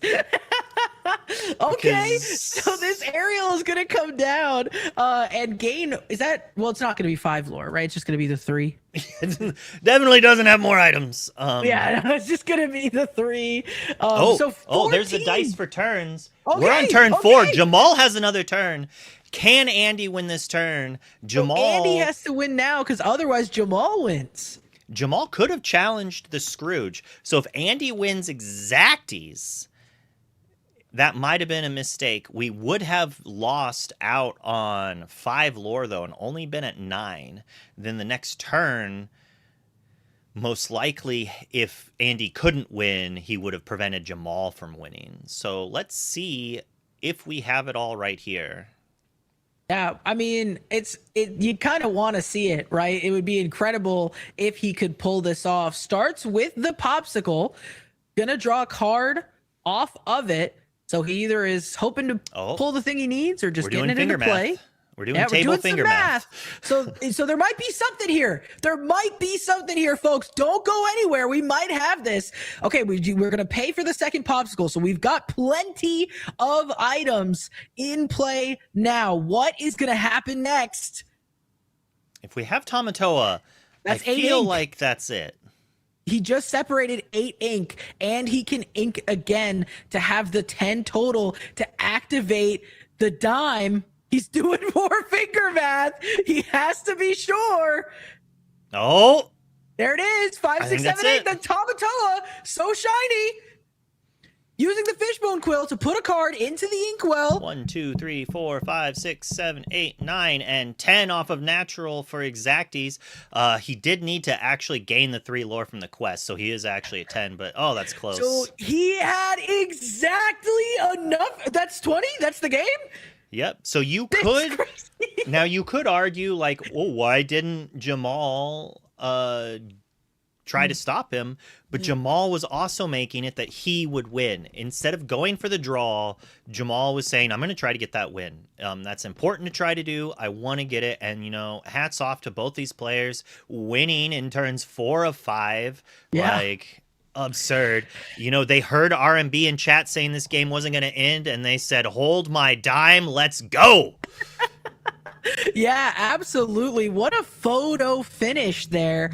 Honestly, I was not believing this was going to end. I was like, all right, gentlemen, let's go shake hands. We got the draw, and they did it. They pulled it out against all odds. So very, very nice to see. Congratulations to Andy. Yeah, Jamal might be kicking himself for that one, but like you said, you don't play to draw. You play to win, okay? And you don't play to not lose. You play to win. So, well, I play to not lose, but I just really don't like losing. Wow. Yeah, no, against all odds, made it happen. So very, very cool. Congratulations to Andy. Congratulations to the Lazyboys. Congratulations to all the players that won tonight in this round 1. Yeah, and we're going to add a couple more lovely casters here in a second as soon as I do my job properly. Let's go. We're going to get some more casters into the booth. You guys, look at that. I was trying to get it, and the Gabe was doing his like Street Fighter intro. I love it. I love it. Look at these handsome gentlemen here. Hello, Mr. JDZ. Hello. It's good to be here. It's good Illuminati to be here. Gabe. ICL on a Wednesday. Come on, how can we be so lucky? What great matches. You guys were lucky. I mean, seeing some good stuff, especially early on. Seeing the good homie Garrett go down. It was kind of hard to watch. That was rough. Lie. I always root for the ITL constituents. When they leave the booth and get into the octagon, I'm always going to cheer on the ICL homies. So I was rooting for Garrick. It didn't go well for him there in that one. No, that's putting it lightly. A turn 2 Muses is that's not going well is probably the nicest way you could have put that, JDZ. That was crazy. It was sad to see. Then yeah, we got and how about that? A little bit of Amber Amethyst. I saw that as well. Yep. The end of the nail biter finish there for the Sapphire Steel. See, sometimes those are not just a slog, right? We actually had something crazy. In turns. Yeah, look at that. Look at that. You got the aerial, you got the lucky dime, got Tamatoa exact. I think there's something special about winning with the exact amount of lore required at the last possible moment. If you pass back over, your opponent will win in a very similar fashion. So that was a cool match. I think we were blessed in that. But can we just get away from the Sapphire Steel if we can? if at all possible, I'm talking to you, ICL. If you're loading Sapphire Steel, just try something else for a time. Give it a shot. No. See, what if Garrick had played against Sapphire Steel? He might have just won that game easily. Yeah. Oh yeah. Right. Yeah. Although with how lucky or how well, either way, both. Honestly, his opponent was playing. He would have had the turn 1 popsicle into Bell. He would have had it.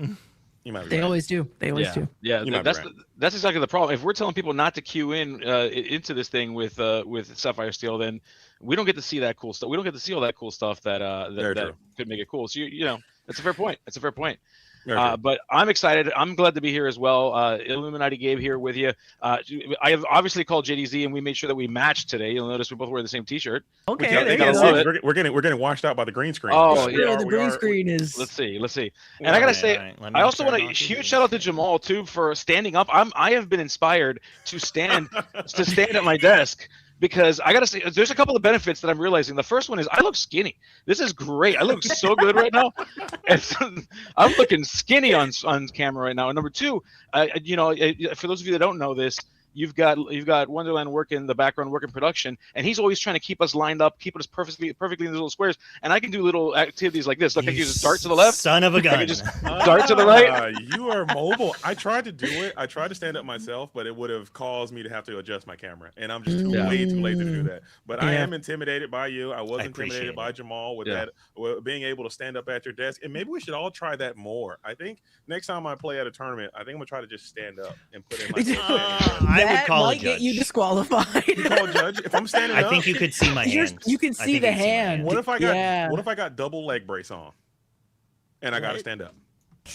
Right. Well, now it's an accessibility issue. That's different. Yeah, a tall table for you. Dude, if they had a table set up though that was like lifted, so both players had to stand up, like I could see that. Okay. Yeah, we're gonna I'm go sure double it leg wouldn't work, brace. but it would be. I'll bring you a visor so you can wear a visor and cover your hand with a visor. That's gonna work. That's gonna work.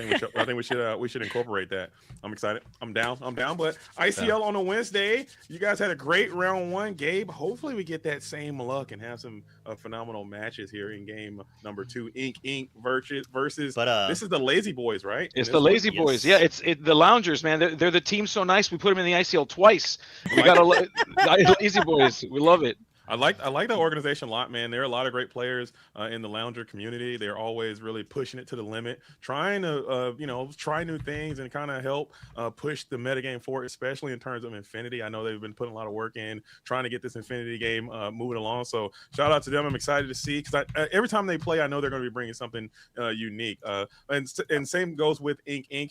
Garrett goes down in 0-1. I'm excited to see who their next side is going to be. Maybe we get Daryl to roll back out there. Maybe he's playing some Sapphire Amethyst here in Infinity format. So sky's the limit. Who knows what's going to happen? I'm excied to see it. We're about to go check that out. Yes. You might probably see me in round 3. You'll see Willow most likely next week. As a big shout out actually to both of you here joining the official main casters crew, Willow and Gabe here. So congratulations. You're going to be seeing them a lot more. So I hope you like them as much as we do. But with that, we're going to jump over to the match. Good luck, guys. Have fun. Thank you. Luck is for losers. We got got this, and we got Braden playing with the Lazyboys versus Steven. Is it Steven or Stefan? What's the right pronunciation here? I'm going Stefan until I'm told otherwise. I'm going Stefan. If you got the PH, you're Stefan. If you got the V, you're Steven. Until I'm corrected. That's the lane that I like to go down. But just to echo what Wonderland said, Gabe, I'm glad to have you here in the ICL, becoming more of a consistent broadcaster. I've worked with you a ton of times in the past, and it's always a pleasure. And I'm glad to be able to work with you a little bit more consistently, showing up and supplying yourself with the ICL. Same goes with Willoughby's. I think you guys are great, and the sky's the limit for whatever you want to do in the broadcasting realm. So thanks for being here. I appreciate that, and I cannot let it be unsaid that I am extremely honored to be here. And another honor is I'm getting to watch. People hate this about me. Maybe this is the reason why Luke will kick me off the cast. I'm getting to see a Diablo on screen. I love me a good Diablo play. So that might be a reason for me to get kicked off this casting team if I'm not too careful. That's why you stay. Oh, here we go. We see Ursula. We see Steel. We see Diablo. Look at that. The devoted herald is here. And oh my goodness, Braden, I love you and I love this. And we see the keep the ancient ways is going to be discarded for that Diablo fodder. So having some tech in for this matchup, that is Witty out there. Sapphire Steel Menace straight from the dentist. He's a player that I've come to know quite well. He's one of the cousins, keeping up with the cousins. Shout out to Witty. Back at it again. I know what he prefers Infinity. He's one of the rare Illumineers that chooses to play Infinity over Core Constructed. So I'm excited to see how this match is going to shake out. Sapphire Steel versus Emerald Steel. What are your thoughts on that matchup, Gabe? That's a good one. I mean, I think so I was talking to somebody yesterday, and it really depends which build we're going with. If we're talking items build, I think it could be a little bit rough for Emerald Steel. If we're looking at something closer to like a Kiwi build, that might be a little bit better. So I think with Infinity, there being so many different ways that you can build this thing. We do see Cindy, we do see the Mulan, so this is kind of indicative of more of a ramp style deck. Not really seeing any items here. So this might not be where Braden wants to be, but a Pete is probably what he wants to see to slow down any potential dangers that might be coming his way. Right, keeping that potential. He hurled his Thunderbolt, if that's a card you're playing, or excuse me, Strength of Raging Fire, or maybe another action or song next turn. You're not gonna be able to do that, and this Diablo is getting a tremendous value as you really haven't found one of your many outs to get that pesky bird off the board. Braden also using the sudden chill to kind of rip some cards from hand, but Hiram, Hiram, Hiram. I said Yes, Hiram. It's but Hiram. I think they're both fine as long as you say it correctly when Hiram corrects you. I think that's all that matters, and he hasn't corrected me yet, so Right on. Hiram is perfectly fine for me. As we see, yeah, I mean, just a beast here. It's a card that faced its ban in the core strategy in the core format. Return now for Infinity, a card that people will likely be prepared for as we are getting ready to enter into DLCs, into events, even CCQs that are running with the Infinity format. You got to think about people play testing into this, and I think this is a great facet of tonight. Is anybody who may be thinking about the future, about making a deep run at one of these tournaments, this is what you got to be watching. You got to be watching these matches, because this might be what you may be watching right here is what you take to Indianapolis. Oh, for sure. Or one of those events. These and like we mentioned yesterday, Luke said it so eloquently, is that the ICL has a pretty unique role in shaping what that potential Infinity metagame can be. And these are definitely two premier powerhouse strategies that you for sure will see. And they will only get stronger as more cards come out in the following sets. We have Wilds Unknown coming out in a few short weeks. As Hiram, though, in the face of an active Diablo, does feel quite bad. We are under the effects of Pete's game's referee from the previous from the previous turn. So now Diablo may be vulnerable before you need to continue to draw and find more resources. But looking at this deck, like you said, Gabe, I don't see too many items. I don't know if there's a different version of this deck. Maybe it's still a standard version, just getting to the other side of it right now. Yes, you know what? Sometimes ramping to really big monsters is pretty cool too, and that's not a terrible strategy if that's what we might be seeing. Now we see another shift. We saw a first shift. We see Pete, the space pirate, entering the table now, and that is a scary, scary dude, if you ask me. Yeah. Pete, space pirate, big dude. And he has and he's keeping that singing down. So the Storm Rage on, the Strength of the Raging Fire, two pretty quality answers to get through this Diablo. If you were to play one of those cards, you're going to have to use some raw ink to do that, and it's going to set your tempo back a little bit, probably more than what Mr. Witty is going to want to do in this exact scenario. So Braden seems like he's getting to all the units and pieces that they need in the correct order. Bruno being sang by Pete is a quite cool play. I like that a lot. What do you discard there? That's you know what, something that lets you keep playing the game. I do want to call out real quick though, so for those of you that may be curious, I did just get a notification that Woody is playing what I believe is Sky's version of this build. Okay, so for those of you that are interested in being able to follow along with what that is, this is the Sky build. So just wanted to make sure people knew that as we go into this, as we see another Hiram. So because here's the thing about discard only matters if you got a small hand, and what Hiram says is, don't worry about it, I'm going to keep you loaded up, buddy. I got you, Woody. I got you, I got your back. You're going to get as many cards as you can possibly ever want in your life. You're fine. Keep filling up, and that mouse and I think, and now you have that Mouse Queen, and I believe that was a blue smoke, I want to say, or was that blue smoke that was just banished? Where there's blue smoke, there's blue fire, for sure. Blue smoke making it to Infinity. That's insane. I like it. So I haven't really had a chance to see the new latest and greatest. I am a sky man myself. I call us the Sky Miles as the leader of the Sky fan club, but I haven't seen the latest and greatest Sky Sapphire Steel build. I know he's a great innovator of this strategy, and he's been playing it for a really long time, but I'm not too familiar with his game in terms of Infinity Sapphire Steel. So if you know off the top of your head, what are some of the differences between that deck and more of the standard Sapphire Steel deck? That's a fantastic question. So I'm actually getting word from Sky in the chat that he does not play blue smoke. So we may have been given false information from Wonderland here, which might be a factor here. And Wonderland, of course, to be fair, in his defense, he did say maybe. He was not 100% confident. So maybe I blew some smoke. Right. I see what you did there. But I do listen to what Sky says a lot about Cindy being in Sapphire Steel and having it, seeing Witty adopt the Cindy technology. Maybe that could be some of the overlap that we see from Sapphire Steel. And I think it's a great pick as Bell, the apprentice Inventor is going to come on through, and Tamatoa gets +2 coming back from the inkwell or from the discard pile with those 2 items. So the engine value train is rolling, and Braden now looking a bit more compromised without that Diablo up and active, and the resources are starting to get out of control there, Gabe. So Braden might need to make something happen here quickly to slow Witty down a bit.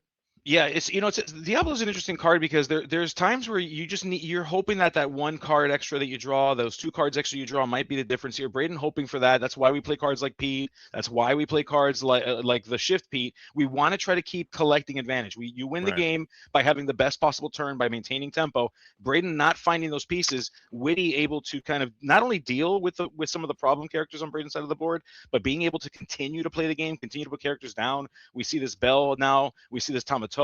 Just a lot of problems that Braden has to deal with.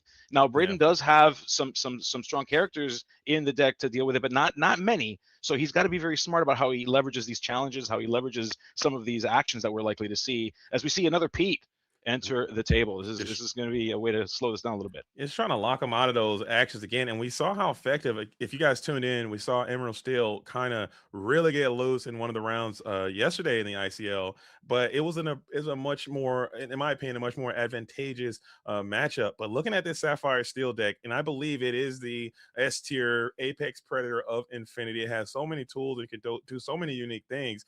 I think that the Emerald Steel might be a little bit in a I would say in a disadvantage. I think Emerald Steel, this might be one of your worst matchups looking at the matchup spread. But still, obviously, Braden has to understand that this is a deck that you're probably going to face, and maybe he does have outs or plays to kind of counter what Witty can do.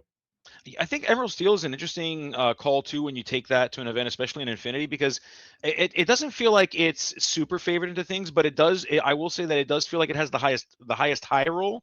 So there's just gonna be some games where it doesn't matter who's sitting in front of you. If I blow your hand up, I blow your hand up. It doesn't matter what colors are in your deck. It doesn't matter what color ink pairings you got.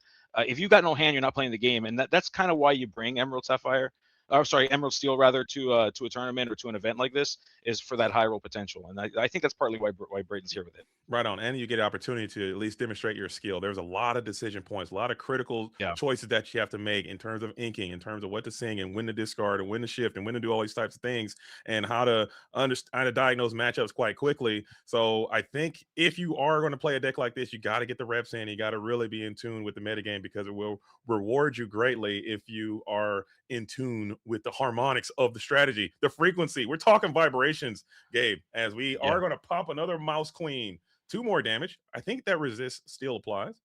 I believe it. Yes, I believe it does. Specifically to the Pete, it's for pirates. Specifically, as we see not just the Mouse Queen, but we also see the use of that Angel and that nice shot ability of hers. Love to see it. Allows you. It's a newer card from this. Allows you to discard a card to deal 2 damage to a character.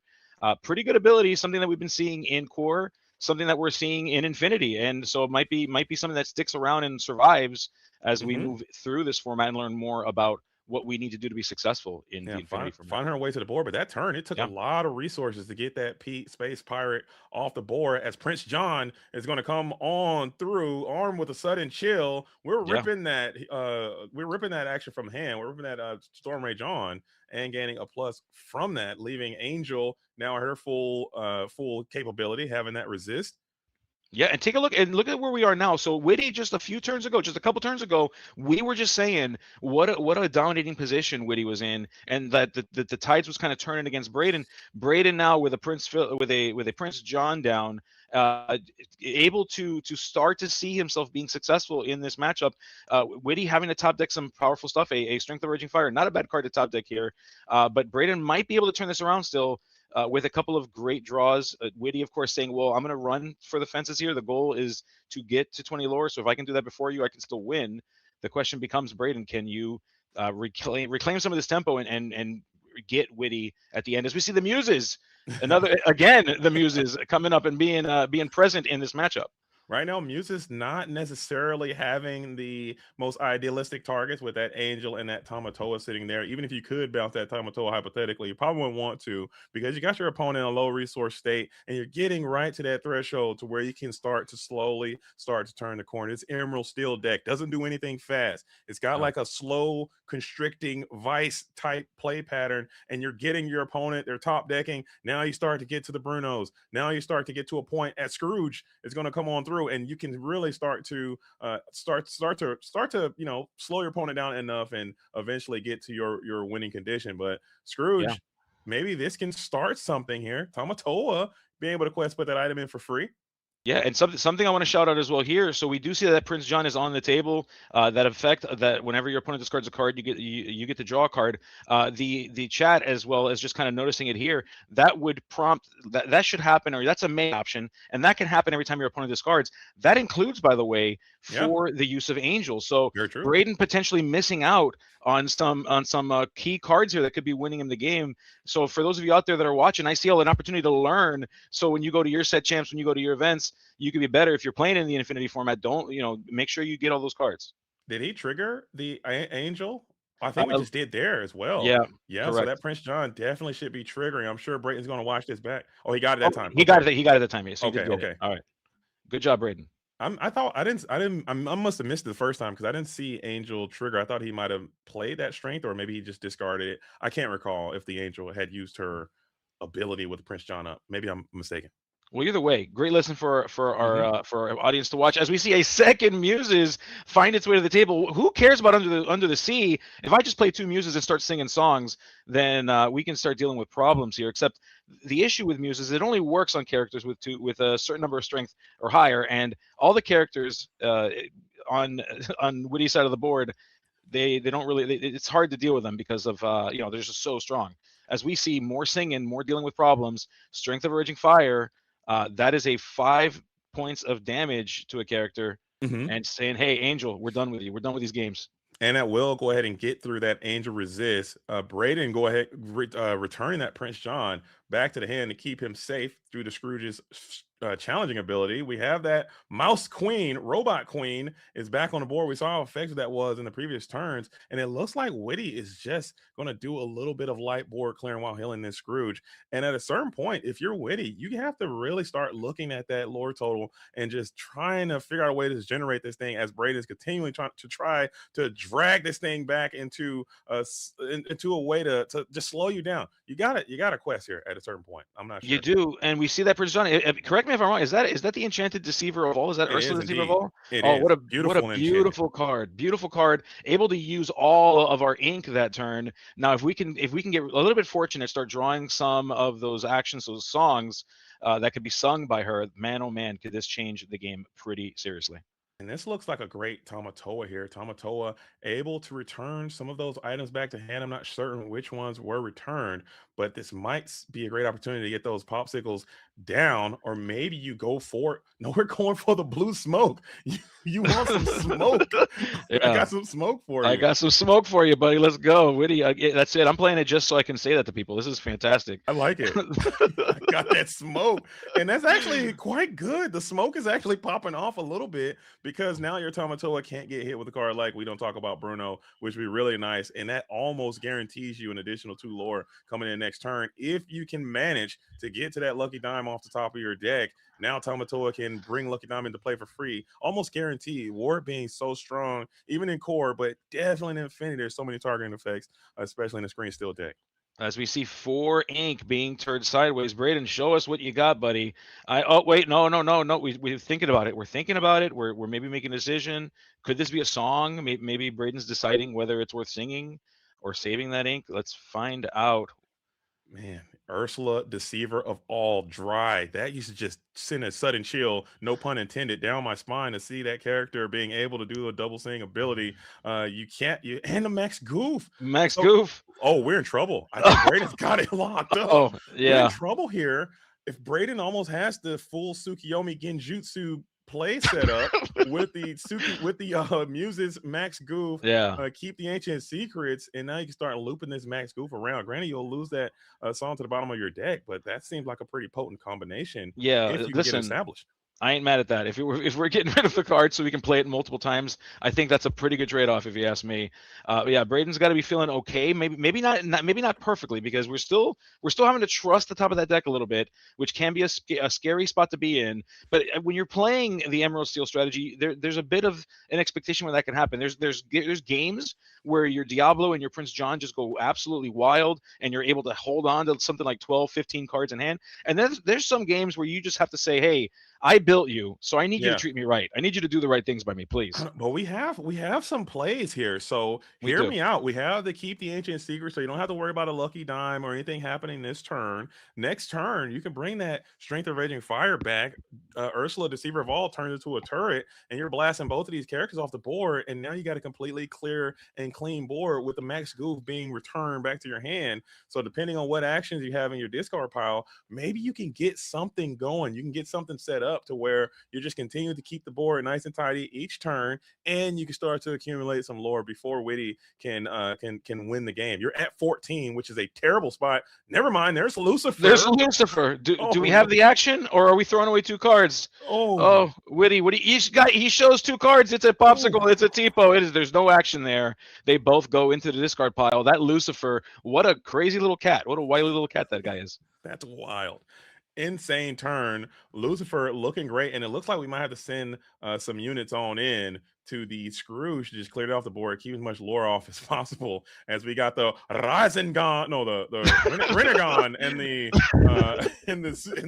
what is it? No, the Renegon and the oh dude, I can't believe it. My Naruto dude. What's the guy called? Sharingan. The Sharingan and the Renegon, dude. There we go. I can't believe I forgot Sharingan, bro. That's crazy. We're back. Yeah, exactly. This is getting wild. As this is crazy. This is why you signed me up here, because you want to drive me nuts. This is nuts. I'm sorry. No, that's okay. I love you. We see Witty here. We see. Oh no! Look at the face. Look at Braden's face cam. No, everybody. Not the Sharingan Renegon Braden out here, but he's actually looking quite bad. As we're able to continue to quest, Braden has to do something to get these Tamatoas in check. Have to get them off the board quickly. I mean, this is just becoming a problem, as Witty is just adding more characters to the board every single time. We see the youngster Tipo is up there just trying to gain some lore. Game is on board right now as it currently stands. So this position is looking quite grotesque. Maybe we don't talk about Bruno here. Can get you back into it. That'd be pretty sick. I mean, you mentioned earlier that the snake-like vibes of this Emerald Steel strategy, and you are 100% right, because that snake, it moves slowly. It slowly wraps its body around you. The problem is it's so slow sometimes that you can outpace it. Witty doing that. Witty saying, fine, there's going to come a time where I'm just going to be here with no cards in hand. You're eventually going to deal with it. But if I can be fast, who cares? And Witty showing that might be the case here. Can Braden come out from around this, be the snake that he is, and wrap himself around Witty and say, no, come hither? And it did. It start the vice is starting now. We did have that. We don't talk about Bruno, so we're able to basically Dragonfire that Tamatoa, get him to the discard pile. Also, drawing a card with the Prince John, and you can get to a situation if you want it. You could have, in theory, bounce that Lucifer with the Muses as well, just to kind of keep that going. But that seems like a pretty negative tempo play, and you're gonna elect not to do so. Now we have that Max Goof back at it again, looking for that Strength of Raging Fire, possibly, or maybe you're saving that out to something a little bit more dramatic. Looks like Keep the Ancient Ways was the choice that Braden went with there. That's what entered the hand. Max Goof, we talk about tempo and trying to keep the tempo. Well, that's certainly a way to do that. Play a card that gets cards back to your hand. The cards that could potentially reactivate the Muses won't apply here necessarily to something like the Scrooge, but you could use it for your own characters. If you got your own character that you want to replay, that'd be great, as we see Sudden Chill find its way into the Inkwell here. Yeah, I think we are. What happened to that Tipo? I can't recall how that Tipo just gets sent to the discard pile. The Tipo, was it? It was in the hand. It was in hand. Okay, so he played the Sudden Chill. It was in hand. Yes. My bad. I thought he was on board. Excuse me. As we do have the Strength of a Raging Fire as well. So I ain't heard no bell as Max Goof is being bounced back to the hand. 2 more lore being added. No, never mind. We're singing the Keep the Ancient Ways with Prince John. Yeah, now choosing to play Cinderella. Okay.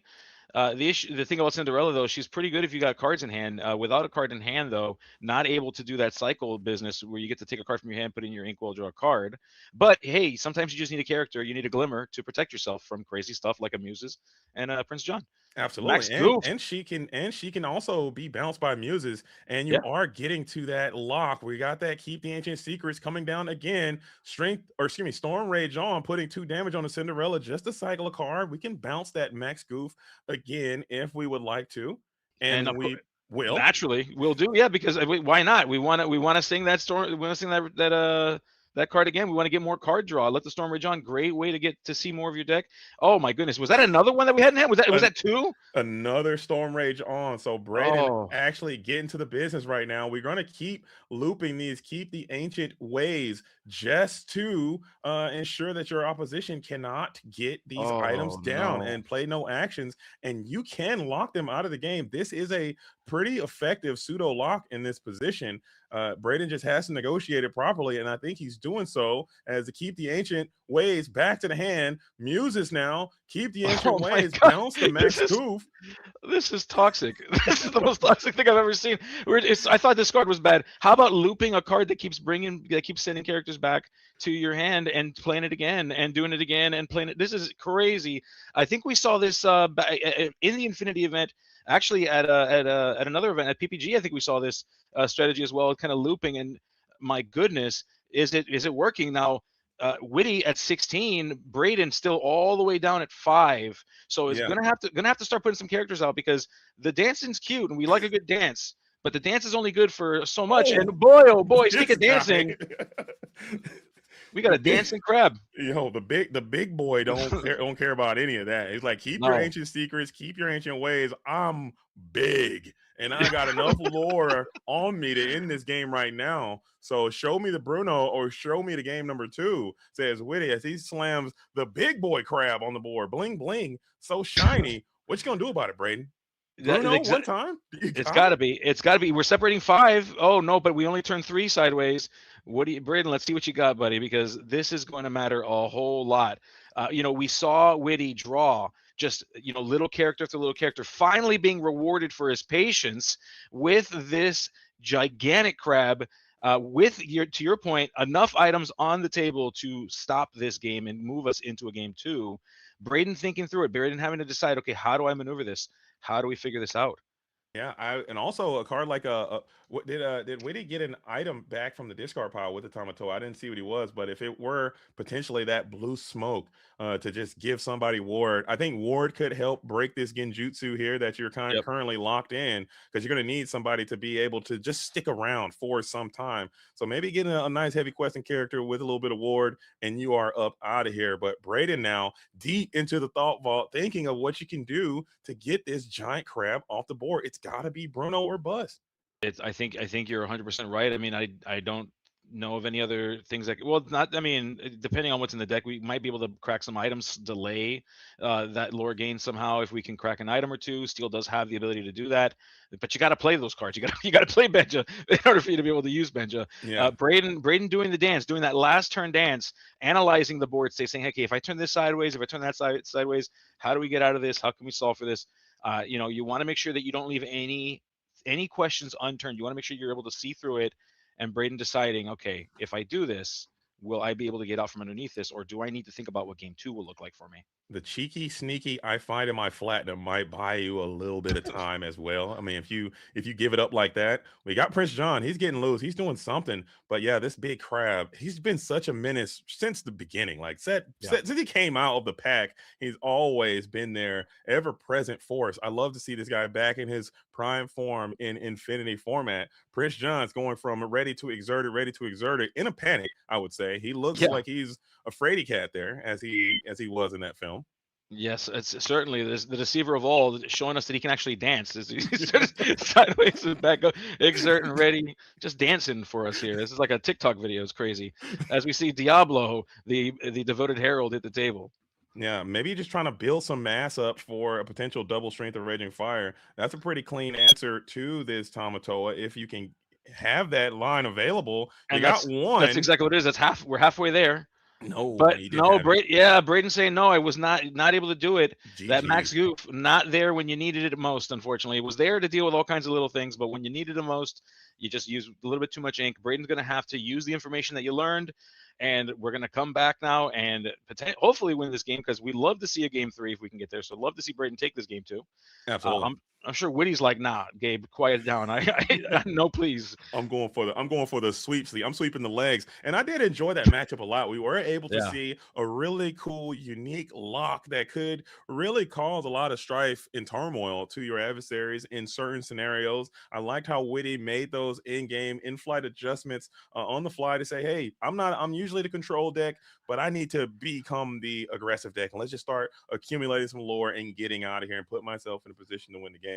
So that is a detailed sign of a good player, understanding when you have to adjust the flight pattern quickly, diagnose what your opponent is trying to do. I see that you have this lock that you're establishing. Let's get out of that somehow. Let's play blue smoke, huh? Who's playing blue smoke in their deck? Not me. Witty is, and it kind of came in quite huge there and gained you a significant amount of lore by warding up your characters in a certain spot. So you build a deck. That's where round 1 really starts in the deck editor, and when you sleeve it up. And I think that that showed that you have some onus there on yourself. Yeah, I would agree 100%. I mean, I think what was also really cool about that matchup is there was really the game wasn't really over until the very end. There was a lot of moments where there was like a bit of a back and forth. You know, Witty kind of took control of the game a little bit at the beginning. Braden looked like he was able to pull ahead. Those are the kinds of games that I think are the most exciting to watch, especially if you are sitting out here hanging out with us on a Wednesday night watching some ICL matches. You want to see these things go back and forth. I think we got that in this game 1. Oh, for sure. And like being able to do that, I think to your point is just such a great sign of just strong players. Both these players should be really proud of this gameplay, but the problem here is that not both players can win this game. There are no participation trophies here in the ICL. There's just victory, sweet victory.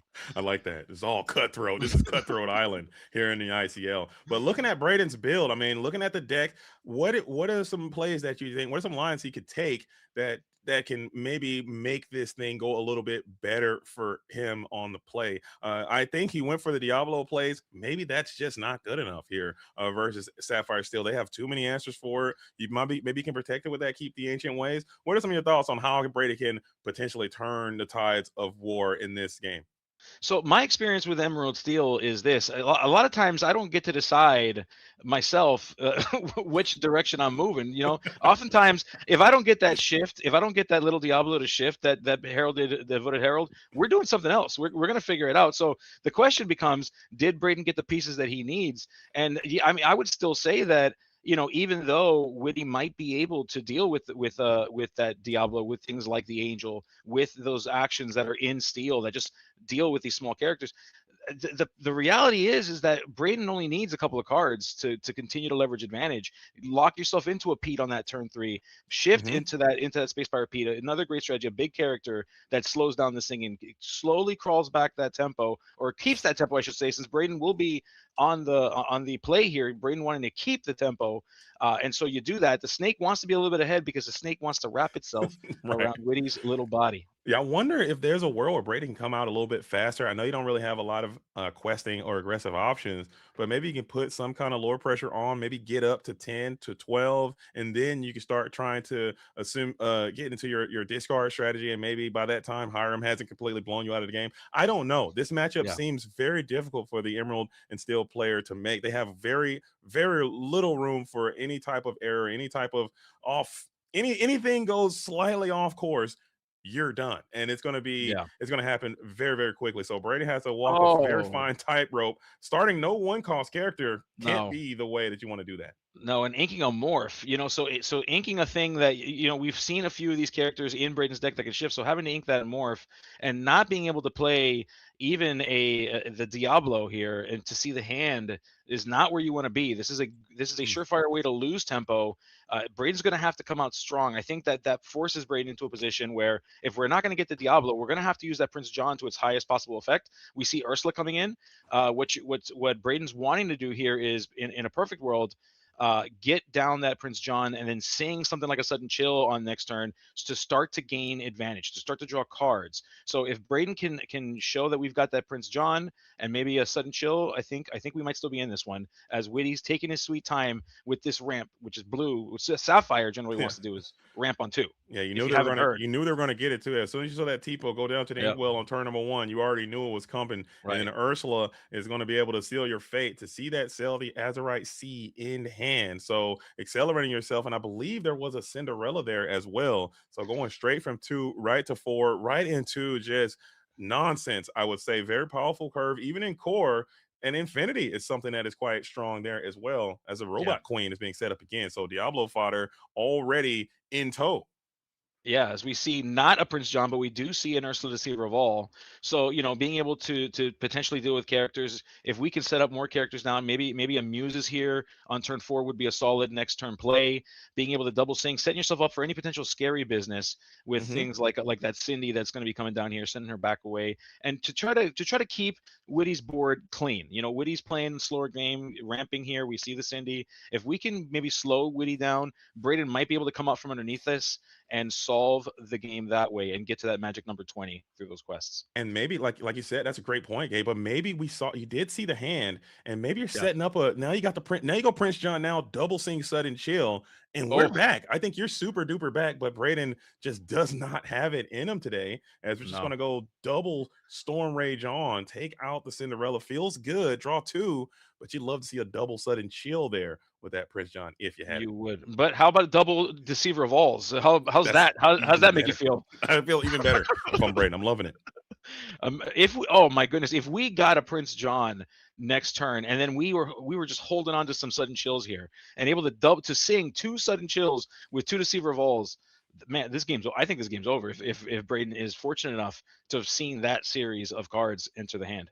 And that's what it would take. I believe that's those are the kind of plays it would take to really win this matchup. I think you have to get fortunate. You have to kind of gamble a little bit, as Tamatoa is going to come on through, get that popsicle back, cycle 1. It's only 1. So those are the things that I think at this current stage of the game is what you're going to need to happen. Let's see if you can get it done. Looking at Witty's hand, I believe there's 3 cards still remaining. Maybe there's a world you can go down to 0 here.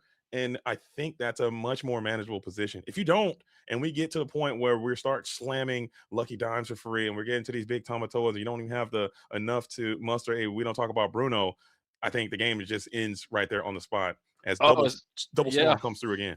Double Storm means 2 more cards to the hand. We still have a second Deceiver of All. So if you get another song that we can sing, and I think we did. I think we found something, and we found Sudden Chill, folks. That is good for 2 cards out of Witty's hand with that double singing ability of Ursula, Deceiver of All. You'd love to have a Prince John to go along with that, though. So doing it, but not getting the value on your side still is a tremendous plus there, slowing your opponent down significantly, but you're not getting that value that you would like to have, as now your Ursula Deceivers are vulnerable. This Diablo is also vulnerable with this Mouse Queen, depending on what character you want to play this next turn. So it's still, it's still a pretty fair game. Both of these Illumineers still low in lore. There's plenty of time left.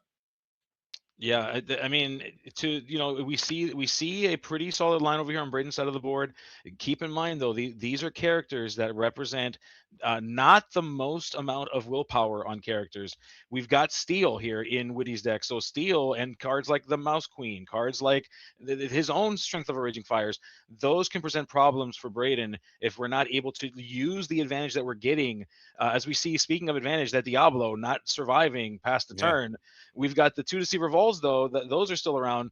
If we can keep using those for some great value, that could be it. As we see, speaking of value, we see that popsicle being sent away, so we can keep bringing it back and drawing cards and doing all kinds of crazy draw things, as Witty is known to do. Yeah, that was my gosh, another one. That was probably honestly that last sequence was probably one of the worst case scenarios, having the Tamatoa with the Mouse Queen or with the Robot Queen available, because that does work for whatever reason. Come on, game designers, you're able to use the effect of the Robot Queen and then return it back to your hand with Tamatoa's effect. So getting a nice little value plus onto the Diablo before it can even draw a card, and getting it back right away, and then you're able to quest Tamatoa and put those items right back into play immediately.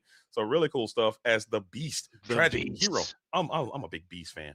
Bring I him mean, back. I think they should rotate him back. Yeah. I agree 100%. I think this was a very iconic card. I mean, forget about the ability, just the like that card. I thought was very defining for Lorcana. Mhm. You know, I remember going to events and even to this day, even recently, seeing cosplays of the Tragic Beast. Yeah. I love it. It is such a good card, such good lore. If you think about like why would Beast be tragic, what would cause Beast to be sad, and all the possibilities of that story never told. Yeah. Make me sad, make me cry. I go to bed Make me a crying little thinking about it. sad. A little Yeah. emo Beast, man. He's just up there getting he's heartbroken. I would have Yeah. I like to believe he's sad because Bell Yeah. left him. You know what I'm saying? Yeah. I think Yeah. maybe Bell just got up out of there He or something like that.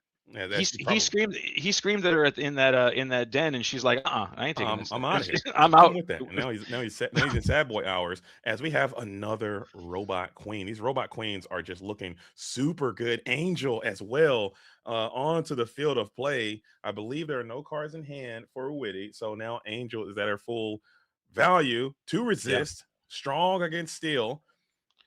Yeah, I mean, full value is an interesting way to put that because that means I've got no answers. But I guess if we're getting full value from the Angel, that's worth something here because Braden, of course, as we know, is trying to pluck away, just has his own steel cards to deal with problems.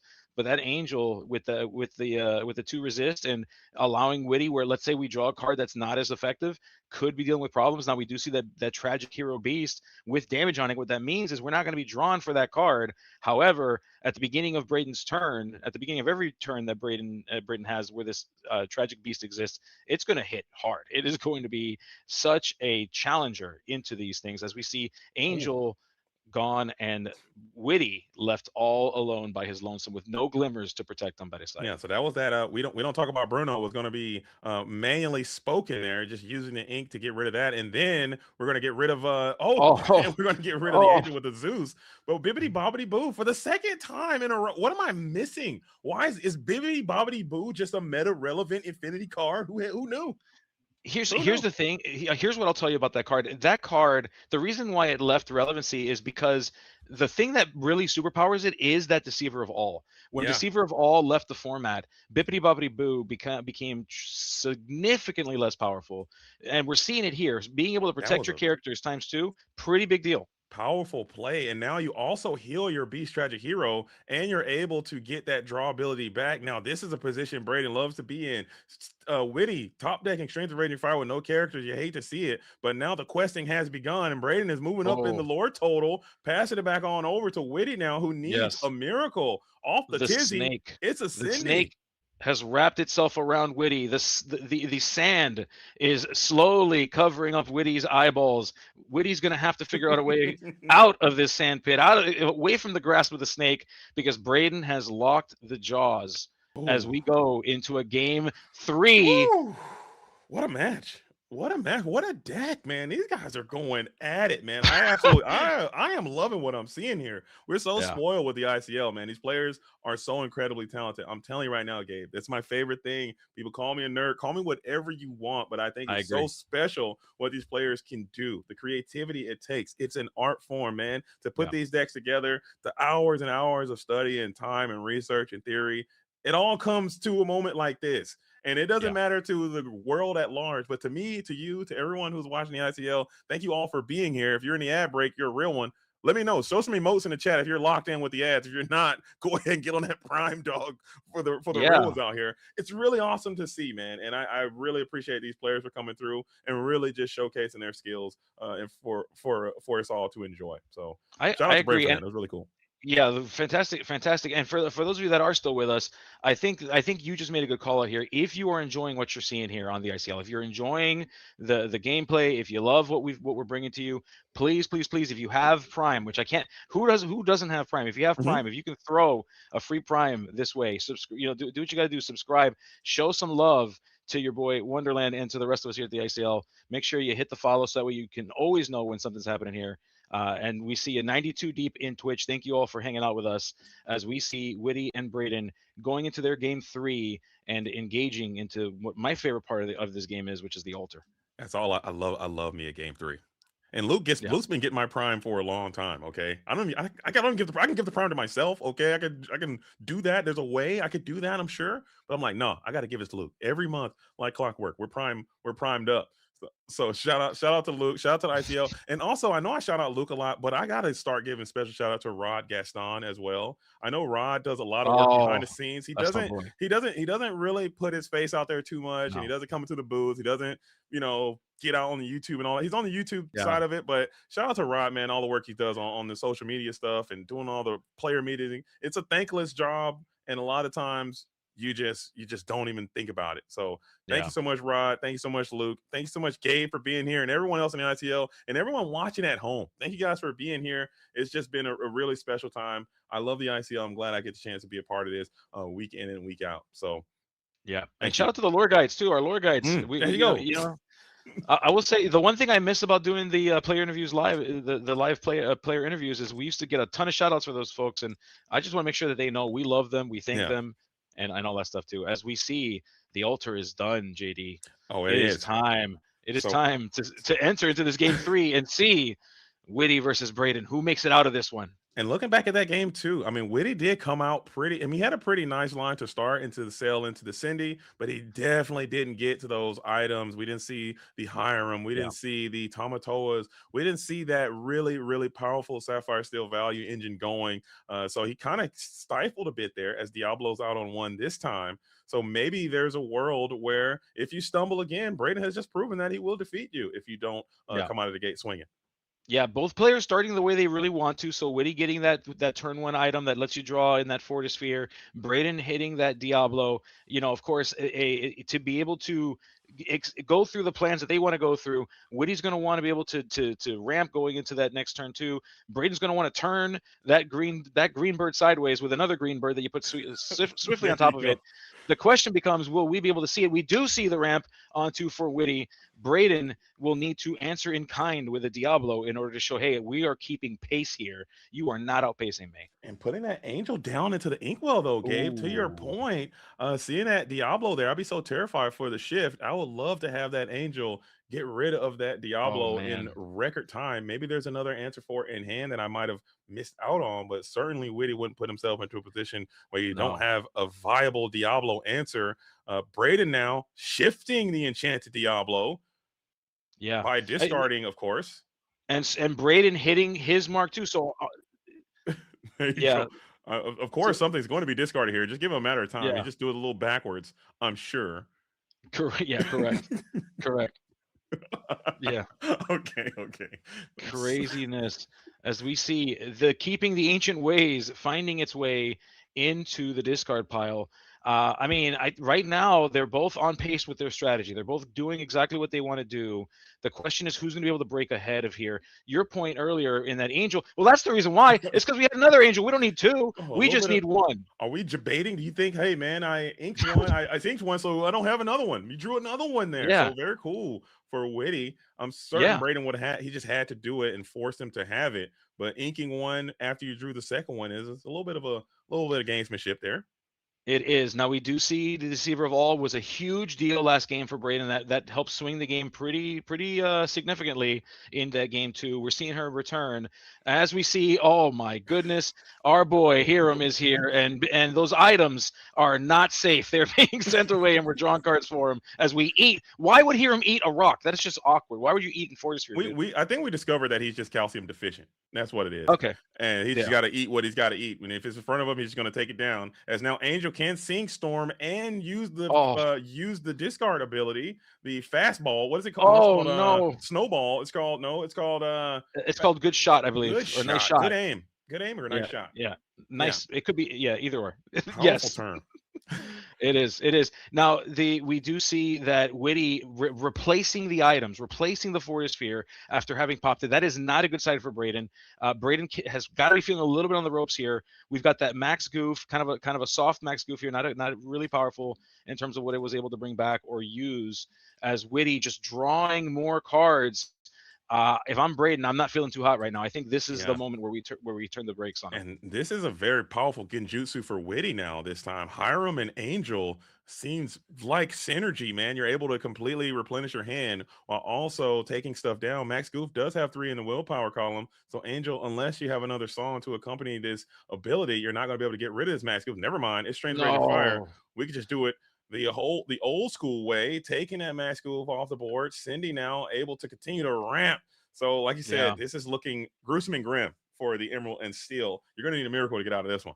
Yeah, this game, and people usually liken it to chess, right? Like the idea is that you kind of have to garner small advantages here. Braden is not able to get his footing in whatsoever. Every character that he's played has been dealt with almost immediately. This Lucifer is coming in a dollar short, a buck late, whatever the phrase is. A day late and a dollar short. A day late and a buck short.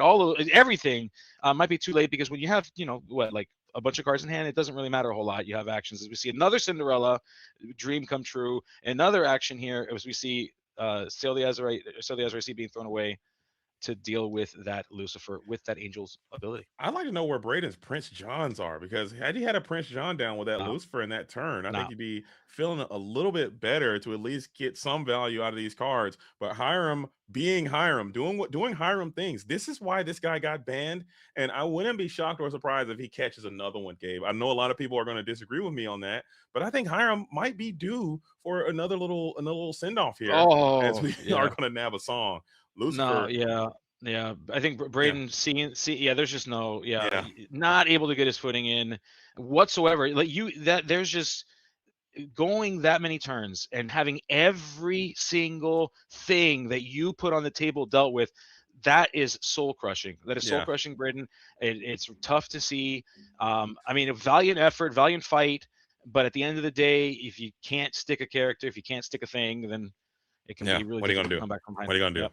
It was a nice game though. I learned a lot. Again, I really applaud both of these Illumineers for coming on through and showcasing their skills and talent. Witty, as I stated before in the pregame, he's a player that really has put in a ton of time into the Infinity format. He's a very big early adopter of Infinity, big believer in that format. So to have him come through and showcase his ability was a real treat. Same goes for Braden as well, especially that game number 2, really getting a chance to see exactly what that deck can do, and people can learn and grow from that. So shout out to both of these players, and shout out to both of these teams. We got a 1-1. We got a game 3 game. Yes. I mean, what more can you ask for in the ICL on a Wednesday?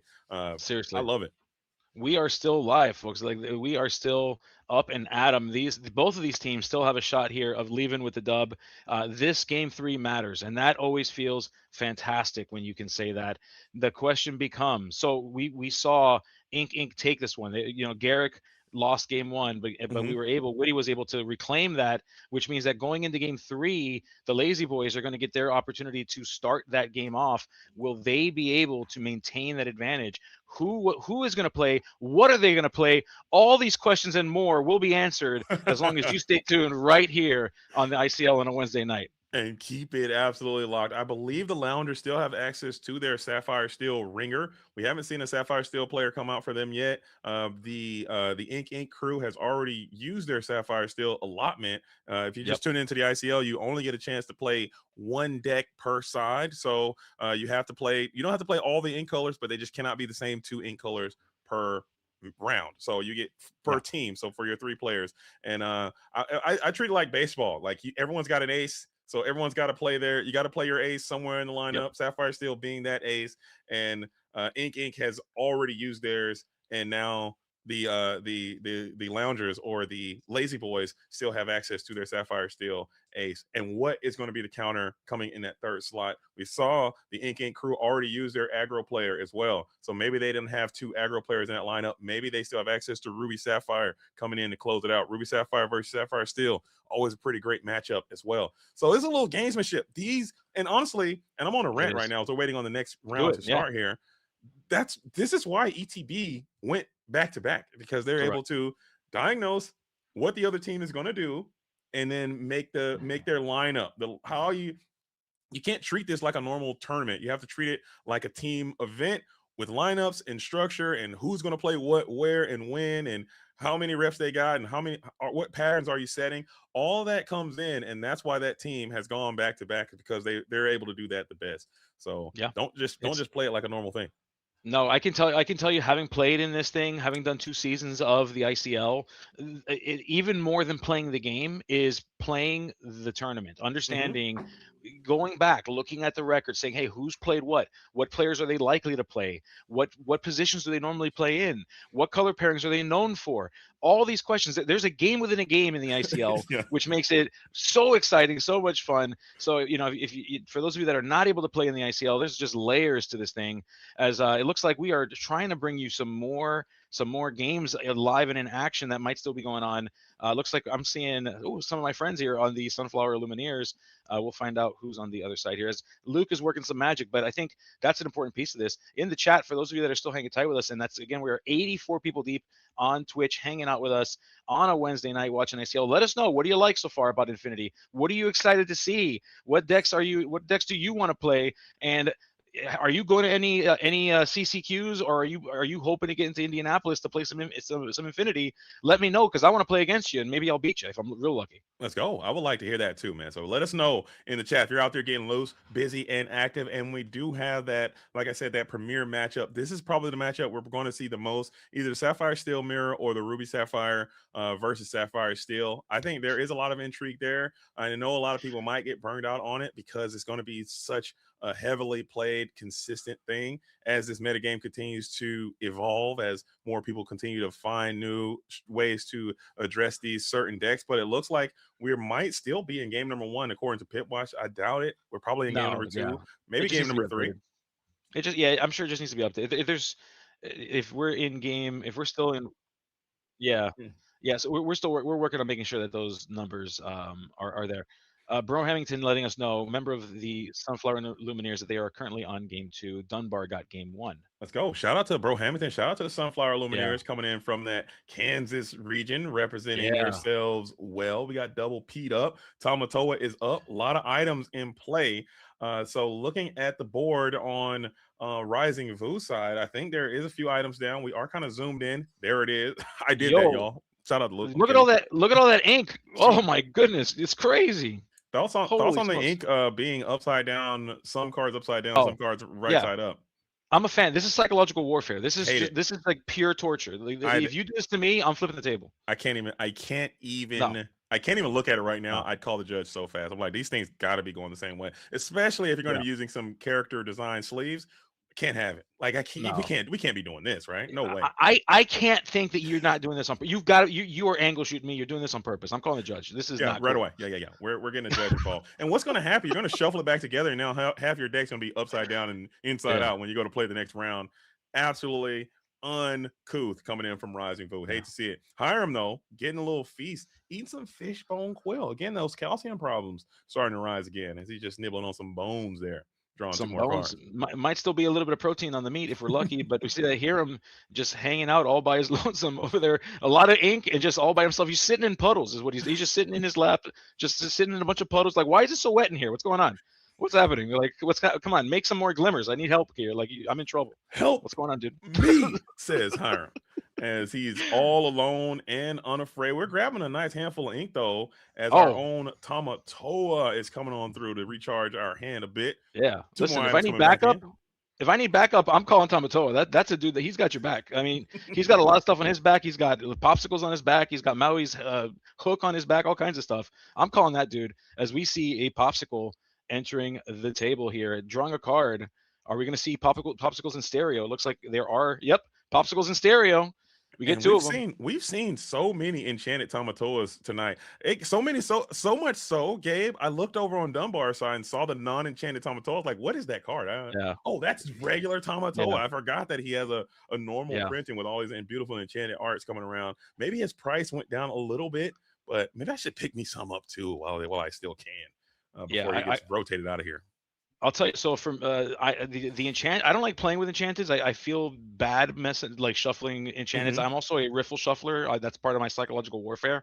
I will riffle shuffle to like get into my opponent's brain. So I don't want to be playing with maximum rarity cards. However, that's my chase enchanted. I still have to get it, and if I get them, I want to get them graded. Like I love that. That's like my favorite enchanted of all. I pulled that enchant. It's one of my best, hypest pulls I've had in this game. More so than the iconic Hades. I wanted that Tamatoa so stinking bad. And I was so happy to pull that from a pack.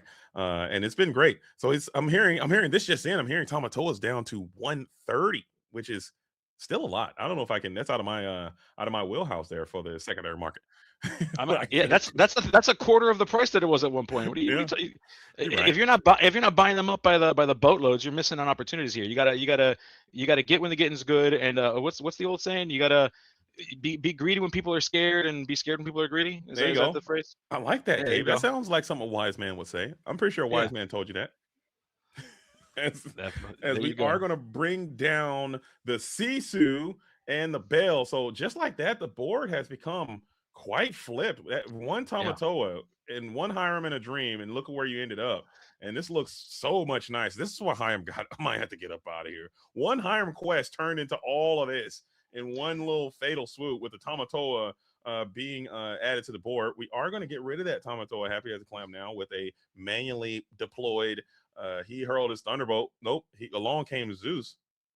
Real one. Oh, good. Yeah, seriously. I mean, the speed for which Rising Vu kind of turned this game around is staggering. I mean, to your point, we went from one Hiram sitting in a bunch of ink, jumped all the way up to Tamatoas, this Scrooge McDuck, this Bell, and that's kind of the story of Sapphire in this Infinity format. A lot of cards playing a lot of being able to deal with characters. You could potentially play them for free, which is scary as it is. And Rising Vu collecting some of that, but we see Pete actions not so prevalent here unless you're worried about something like a Be Prepared, but I don't know if that's what I'm worried about when I got, like 2 Pete's on the table. Yeah, I think you got it. I mean, Be Prepared could be something. We saw how effective the Might Solve a Mystery was in this Ruby Sapphire strategy from yesterday. Also, they could play, how far I'll go just to just get some more value. But I think just maybe just need some stats. You need some bodies. And I think at this point, I'm trying to get after this Hiram Flaversham before he continues to draw more cards. Maybe we can get a quality challenge in with that Pete. What did that Pete do that's exerted right now? I missed out how to get exerted. What do you do? I wasn't paying attention. If I'm being I missed that entirely. He might have saying something or he did something. I can't recall what he did to get exerted, but I would love to see some high impact challenges getting into that Hiram Flaversham with both of those Pete's. Oh no, one Pete just came. Did that Pete just come down as well? Is that drying Pete? That is a drying. Yeah, that is a new Pete. Okay. Yes. Righteous. Okay. So now we're all caught up on the action. So maybe that's not the correct play to challenge that Hiram if you can't really get that Pete off get him off the board. Rising Vu pulling a split your hand in half and you reveal 6 cards in hand right now. So Dunbar, of course, asking the question, how many cards you got? And Rising Vu having to use both hands and some parts of his mouth to show him all the cards in his hand. And Hiram's going to probably add a few more. We are going to be able to blast the Scrooge McDuck with a Strength of Raging Fire.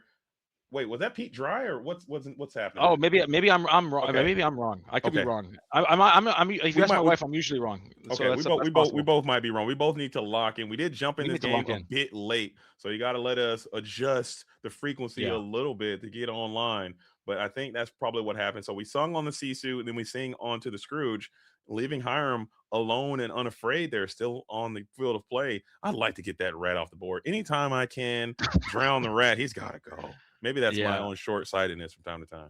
Rising Vu saying, I don't have quite enough ink. I'm going to keep inking. So I'm going to put a bell into the inkwell because I need more. I just don't have enough. I'm just not swimming in it enough.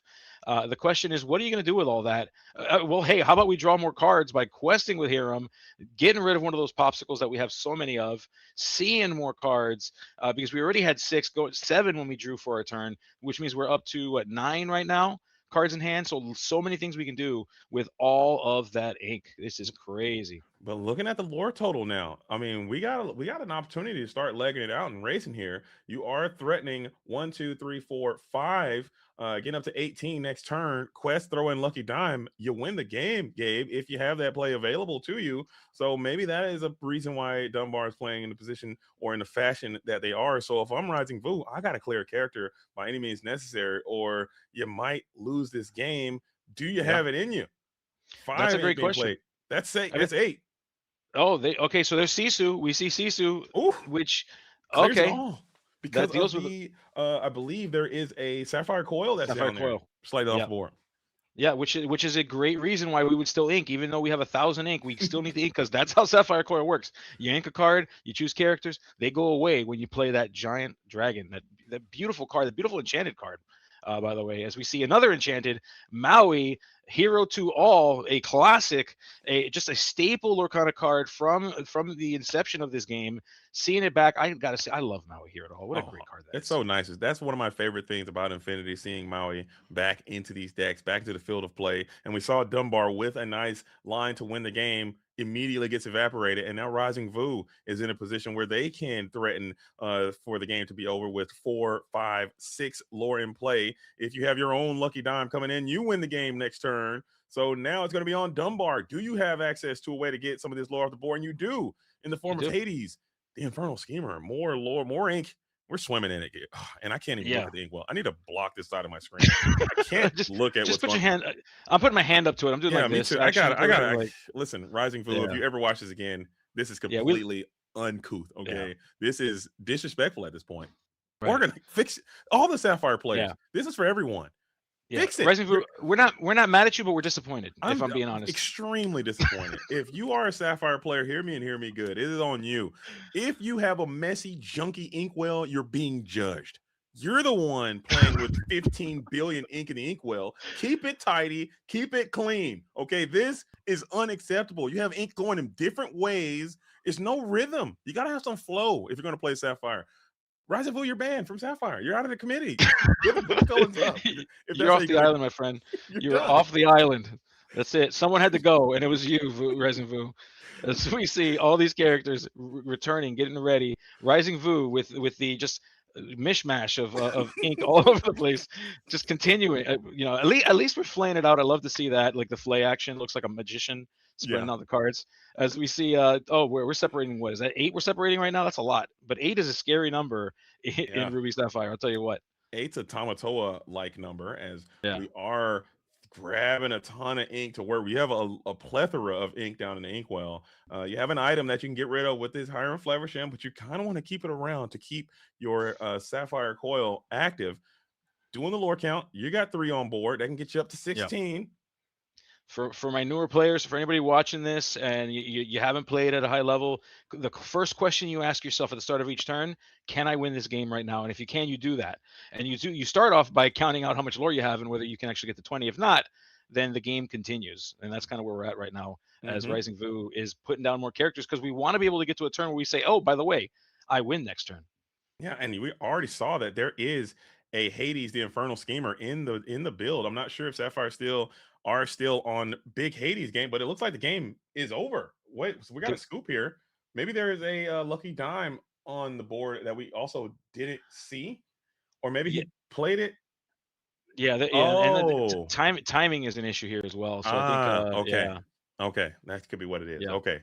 Well, so there was a time, and I believe that one's going to come down to a draw. That is the ICL for you, baby. You got to come out, you got to play super fast, and you got to expect these Sapphire Mirrors to get these things finished in time. Yeah, and when you're up against 2 slow strategies, that is a danger that can happen. Not just here at the ICL, at any tournament that you go to. So something to think about if you're going to be playing a control strategy, my friends out there, figure out. You need to start thinking about a couple things. You got to think about. What do you do if you're paired into another slow strategy? Where is your time limit where you have to decide whether you let a game go or not? What percentage of chance of you winning a game do you need to be at before you call it so you can go into game 2? And how often are you going to just be living in a draw world if you go there? So so many of these things, so many of these factors go into it. If you've never played at a high level, if you've not found yourself at a tournament beyond something like I said, champs, that's something that could happen. You got to be prepared for it. Yeah, the best way to do that is practice with your deck, play with your deck. Or maybe pick a deck that doesn't take as long to play. I mean, that is, we talked about round 1 or round 0 is selecting the deck to take. Maybe that's a part of that process. Hey, I know I don't play the fastest. I know I like to overthink things. Maybe I need to put myself at a slight disadvantage to play a deck that just is a little bit more simplified, so I don't get into these time situations, because that feels bad to just go to these DLCs and you get these draws every time. You're going to time, you're rushed because the timer is going off and you're misplaying or you're missequencing things because you're not able to play in a more comfortable manner. So it's just something to think about, man, as you go to these events. So still an incredible game, incredible round we saw there. As Luke has appeared. Hello, Luke. How are you, my good friend? Oh, pretty good. Some things happened, so I'm pretty sure round 3 is going to be me and Gabe, I do believe. Right on. Here we go. Let's right go. Right on. Well, gentlemen, it was a pleasure to be here, Luke. As always, ICL on a Tuesday or on a Wednesday, as it may be. I think Wednesday is a little more lit than Tuesday. That's my own personal opinion. He likes Division 2 or Division B over Division A. I don't know. Some ICL on a Wednesday, man. It just feels right. ICL on Tuesday is good, but it feels right on a Wednesday. So thanks for letting me be here. As always, Luke. I hope you guys have a wonderful round of Lorcana coming up next. I still got a second. Oh, You're so fast. My bad. You're so fast. Yeah. I can't keep up.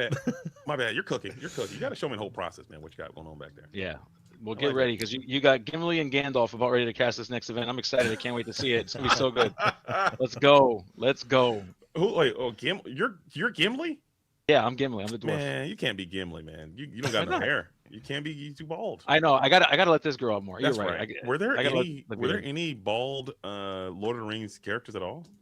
I mean, there's no respect for it. No, hair is a sign of like stature and beauty. And that's crazy. I want to see a bald elf. That's so unfair. There's orcs. I'll be an orc technically. See, that's unfair. See, George, not George. Whatever. Yeah, that wasn't Lewis, was it? Yeah, no, Tolkien. that's Token. You gotta stop, man. We can't be doing that. We can't. I want to cosplay. I want to be an elf. I don't want to wear a wig. I gotta be a bald orc. Oh, Golem too. I could be Golem. Golem's worse.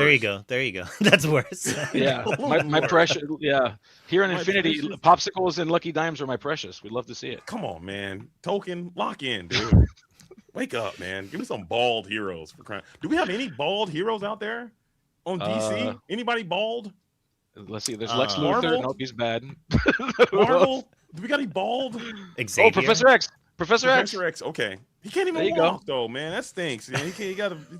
He can like float and control everyone with his mind. I think I was being bald and not able to walk. His power level seems like a fair trade-off to me. Like I think if I had to choose that trade-off, I'd take it. I'd take it. I give it up. All right. Well, we're started off, so I'm gonna see you later, JD. Bye. Word. Oh, I didn't change the things.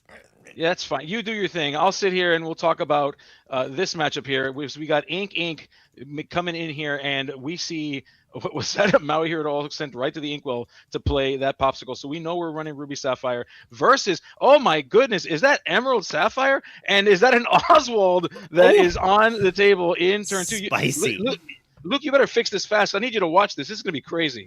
I think it's all fixed. I think we'll see if I have the lore is fixed, the names are fixed, the logos are fixed. That's all I have to do. I actually, before this starts, I input every single player name into like a bunch of things, so I just have to click, and then it should be smooth sailing.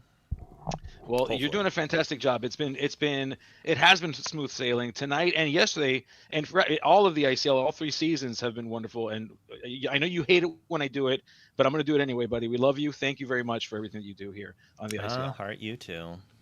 I know you do, buddy. I just, my ego cannot take compliments, bro.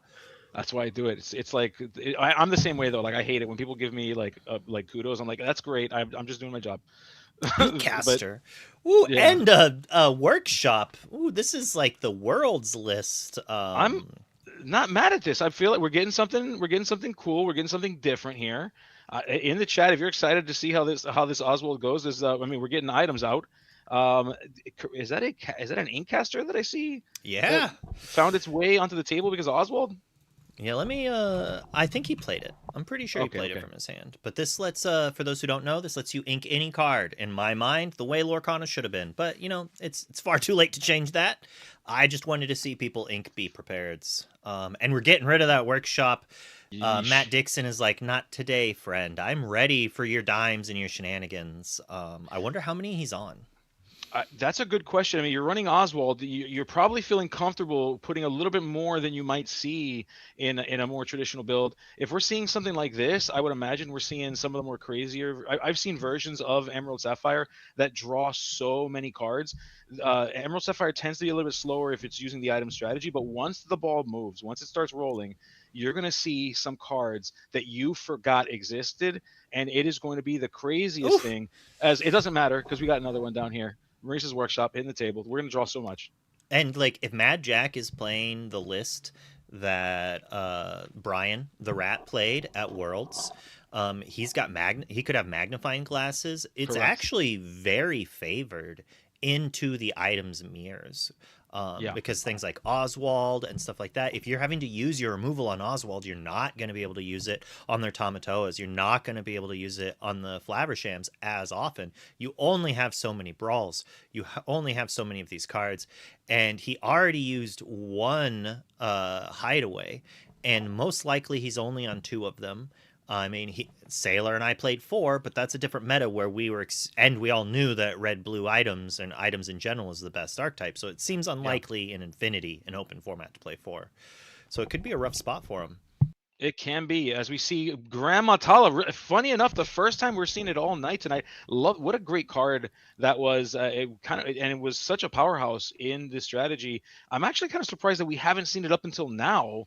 I'm guessing, at that cost point, cards like Cinderella probably feel more important. There's probably other things that have taken its place in terms of its power level. It looked like the Sapphire Steel decks kind of went for Angel over it or Cinderella, and then some of the other Ruby Sapphire decks, I'm assuming, moved to Cinderella for that ramp, or Scrooge.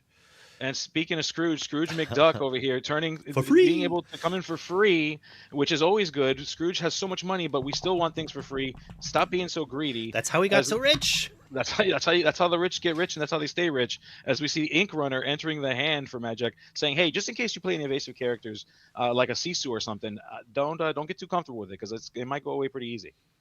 Yeah, I'm a big fan of that Inkcaster, especially in these like 1,000 cantrip item decks. I actually thought it would see a little bit more play in core. We saw some. I think DKP's list was like one Inkcaster is like Tigger draw 1 because of the Inkcaster. You can target your own. And it also helps in the evasive wars when they're just like, oh, I can quest out. And you're like, not today, friend. I'm going to play this, draw a card, give my Tigger evasive or alert, and then challenge down that genie in 1 hit and keep my character around for a turn. Now, Magic is doing one of my favorite things that happens when you're playing this deck in Infinity. It's this thing where you kind of preemptively pay an extra ink because you have the workshop down, and you constantly have to point at the workshop and say, for workshop, for workshop, for workshop, draw 1, draw 1, draw 1. As we're seeing these Sapphire Coils, we're seeing the Fishbone Quill, we're seeing multiple Sapphire Coils entering the table here, and Mad Jack just making a mad dash, playing a game, not about questing, but rather, hey, how much items can I get down here? And boy, oh boy, are you going to be sad when Tamatoa comes down and is questing for 14. You're not going to be happy with me. As YouTube chat says, I still hear workshop, pay 1 for workshop, draw a card in my nightmares. Classic. Oh, yeah, well, Matt Dixon's going to bed really upset tonight. He's going to have nightmares himself because Mad Jack is doing that just all the way here. He's going to be having some wonderful dream, and out of nowhere, Oswald's going to come up, laugh, grab the edge of his dream, pull it down into an item nightmare, where Flaversham and Scrooge McDuck are dancing around, swinging Inkcasters, and they're playing in a workshop. Ooh, crazy. Oh, it's going to be nuts. And then, of course, Oswald's going to say, by the way, I pay 1 for workshop. That's just going to be the whole dream. I pay 1 for workshop. As we see Shark come down for Matt, so, it seems unlikely that Matt Jack's going to be exerting any of these characters down. I wonder if Matt is playing some spicy cards. It seems unlikely, but he could be playing the new Elsa. No. We saw that action. Like, I never would have guessed that Elsa was going to see play on the live, like on the main stage add Oh a no! DLC, and we did. Oh no! So we just saw Magic Ink and Ink Runner is now triggering Oswald twice, able to get another Sapphire Coil. That's 3 Sapphire Coils on the table. Nothing is surviving under the sea if we can find it here. 3 Sapphire Coils on the table, 2 Oswald triggers. This is an engine from a monster, from inside the belly of a monster that you just do not want to deal with. Magic is showing us how scary this can be. Ooh, we're activating this. I wonder if we're like doing some. Well, it seems unlikely to. He targeted his own. Fishbone! Oh. Oh, His no, second Oswald trigger is a popsicle. Oh, goodness gracious! What are we at? We're 2, 3, 4. Is it 5, 6, 7, 8, 9? We're at 10 items right now. 10 items on turn. Yeah, like turn 4 maybe. If I'm being gracious here, this is crazy, Luke. How do you come up from underneath this? This is crazy. All right, we got 4, 8, 12, 13, 17, 21, 23, 25, 27, 27. Oh, 30 items in this list. So that Oswald's got a fitty chance to hit it. Yo. And as we see, Kit Cloud Kicker, one of my favorite cards in Infinity. I missed that card. That card was not busted. It should have never left the format. Just play Finnick. Ravensburger. Why can't I play both? I want to play Finnick and Kit Cloud Kicker. No. This is so good. Ooh, Sisu says, I don't care. Let's get that out of here. Yeah. But I mean, here's the thing, though. Magic's got so much value from them already. I don't think he's that mad about that. Yeah, we just have to make sure we can keep up. He just needs that dime, Tamatoa. He's golden. Yeah. It is one interesting thing to be like, Workshop is good, but if you don't have the Oswald to give you free items, it is just discard a card from your hand to draw a card, kind of. You know, you put it into play. It's not until this right here where we get the double Workshop that the Workshop is actually super oppressive. I mean, it's obviously good with 1, but when you get 2 into play and your opponent does not answer it, that's when it's almost lights out. Yeah. Popsicle says pay 3, draw 3, by the way, in case you were wondering. That's what Magic just did there. Played a Popsicle, activated 2 workshops, so he paid 3 to draw 3. This is crazy. Now, think about the number of items that are on the table right now. Magic could very easily play 2 Scrooges for free, approaching 3 free Scrooges if he really wanted to, all in a single turn with how many items we have. Fishbone Quill, because we just don't have enough value. I love this Fishbone is Quill. getting wild. I want to do all the things. I want to draw 1,000 cards. I want to ink all the cards. Like, we inked a Flaversham. We have so many cards we don't even care. Oh my you gosh! You can have it back. I don't care. So we, because of the 3 Sapphire Coils, shrinking that Sisu all the way down to 0. That Kit Cloud Kicker is basically reads remove any character from the board, send it back to your opponent's hand. What a good card. I love Kit. I miss it. Yeah, and it bounces Flavershams. If only Flaversham triggered on quests and not play, that would be pretty good. Yeah. Let me ask you this: if that was the text on it, if it was like not enter the field, do you think Hiram would be as contentious? Do you think that? I think it would have been still good and still seen some play, but I think it would have drastically cut back its power level, and I don't think it would have been banned. We probably wouldn't have seen any of the bans, I think, that happened there. And it would have been a much more open field. Yeah, I agree with you. I think there should have been one or the other. I think one or the other was the thing. Like, either do it once forever for playing the character, or like give you a turn to deal with it. You do get to kind of see, like, so they do make the sets in advance, but do you think that, like, the power of Flaversham being a come into play and not on quest is one of the things that that they learned from? Or do you think that they maybe just were like, let's make him a little good? Like, he was in the precon, so they wanted to push it possibly. But, like, let's look at Sisu, uninkable, and on quest, saw 0 play. Is that the Marvelous Trap? I think we just saw a Marvelous Trap hit the table there. We saw one inked earlier. Yep. And for those who don't know, I was gonna say, because I need reminding myself of. I do believe that they lose effect. 2 lore, and they just lose 2 lore. Yeah, lose 2 lore. Hey, banish this item, lose 2 lore. you might be like, why are we playing this? I mean, A Pirate's Life was the same thing. People thought it was terrible. I thought it was terrible. It costs a lot. But then it turns out it's actually pretty good. And when you have Tamatoa grabbing it from your discard, letting you play it over and over, because, you know, traditionally, these item decks could get ran over by a hyper aggro deck. And so you kind of need that to do that. I see you looking at it. That's a communicator or something like that? That's the communicator, yes. That's I'm like turning around like, what? What is this? Galactic Communicator. The Galactic Communicator. You love to see it. Banish this to return chosen character that costs 2 or less to the owner's hand.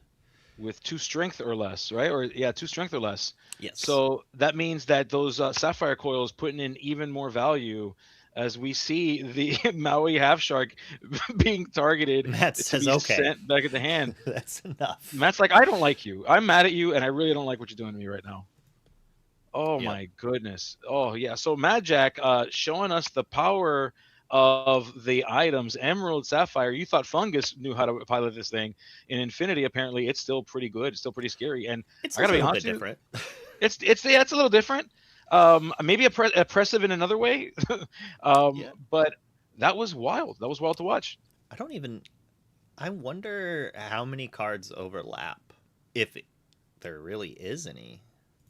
I think it's an entire. You could, if you only had a full playset of all Emerald and all Sapphire Sapphire cards, you probably could play both decks and build both decks just fine. Dude, all right. If you think Flaversham is too good, here's something crazy. Mad Jack is a Mad Jack. He's only playing 3. I mean, Popsicle, pay 3, draw 3. I don't, let's not be greedy, I guess, with the heroes. You look at the whole build, you look at the Maurice's workshops, I can see there is a world when you're staring at that deck list kind of spread out on the table where you go, do I really need a 4th hero here? Or is Popsicle pay 3, draw 3 enough for me? And I think we saw it. I think the answer is it's just fine. Yeah, it's crazy the axis that this deck runs on. It's just like a little bit faster. It's like he's also not maxed out on Tamatoas. So Flaversham's a little bit worse if you don't have the Tamatoa to return them all. So if you're still trying to do that lucky dime big hit in one turn, you might not want to be banishing all your items. That's true. Yeah, certainly. I mean, you still want to be able to play Scrooge for free. You still want to be able to get some character presence on the board. You can't live in a world where you only got items down. So they do enable some things for you. If you're playing cards like Belle, if you're playing cards like Scrooge, they still allow you to kind of create a board presence and not just be completely kind of dealt with from underneath by a faster deck. So that's a huge part of, I think, why it's important. You got to balance this strategy out too. You can be a little bit too much if you're not too careful. So do you think when Matt sat down and saw Mad Jack's playmat, I think he was like, oh, he must be on aggro trying to trick me? Or do you think he was like, oh, he's on the Oswald. He's so mad he's got his deck on his playmat. I would have. So if it was me, I would have put Mad Jack on like that build that Zan played like right before the hero bans, like the Blue Steel Oswald. I would have been like, oh, he's gonna do something cute like the Blue Steel Oswald deck, and try to outvalue me. That would no. I would not have. And if Matt knew that prior to seeing it and seeing that playmat, then more power to him. In fact, I'm curious. I want to ask him at some point after this match about what he thought when he saw that mat, or if he even was paying attention. Yeah, it's always like sometimes it's best to just kind of ignore that, not like get too much into your head. Yep. But sometimes some people just love a certain franchise or archetype or anything like that. Like if I see Beefcake, RMB, Create, any of these people sitting down, forget it. Yeah, they're on Blue Steel. Like what? Yeah. Like I know it. Like almost guaranteed. RMB could completely roll me because I would immediately, without asking any questions, I would start altering for a Blue Steel matchup 100%. Yep. And he would be like, great, you're lost because I'm playing a totally different strategy. It's like turn 1 Cindy. Yeah, it's like, oh shoot. And I'd still do it. He would do that to me, and then the next game we play, I would do it again. I don't care. Yeah, game 2, you'd still be like, he might have switched his decks. Yeah, no, I know him. He did this to me, and he would do it again. Matt starting off with just a Popsicle, no ramp on 2, and Mad Jack playing his favorite card, it appears, as Oswald coming down. Kind of a future sight of a card. We had it. We had copies of it before we could even play it in core because it came out in that awesome D23 set. Which I still have mine sealed up. I'm like so afraid to crack them open and put them. But with Infinity coming, I might be thinking about cracking those things, and I might need them if I'm going to be playing something crazy like what Magic's playing here. We see that Pirate's Life entering the Inkwell, something that you might want to use later on. But hey, we need ink right now. We sometimes have to make these decisions. Now, will Magic be able to get value? We talk about ramp, right? Ramp on 2 is a big deal for the Sapphire. What Oswald does is help you create value in a different way. As we mentioned earlier in game 1, you saw easily dozens of ink worth of items that were on the table significantly earlier than Magic had any right to play those cards. So if I'm not going to ramp on 2, but if I get a lucky dime on 3, I'm not that mad. That seems like a pretty fair way to do that. Or get a Maurice's Workshop like what we have right now. I'm okay with that too, and start collecting value that way. Yeah, and we did flip over Scrooge there, missing that 50-50, deploying that pesky Workshop, giving nightmares, as the chat was saying to Matt Dixon, where Matt's just like, you know what? Nice bounce. I'm just going to gain 2 lore a turn for the rest of the game. Yeah. Can you stop me? Maybe this is what the rat traps are for. You know what I really like about this is that Matt Dixon's answer to nightmares is a nightmare of his own. He says, hey, I got something you're not going to like. Here's an 8 willpower location that's going to win me this game in 10 turns, and you better hope I don't have more, because you're going to get out aggroed by 2 locations if you're not careful. Magic having to now start speeding this game up, trying to get to that point where he can win this game, going to have to figure out how do we deal with this McDuck Manor. I think Oswald's going to have to start becoming a challenger and start dealing with it sooner than later. As we see multiple sequence of draws here initiated because of that Maurice's Workshop.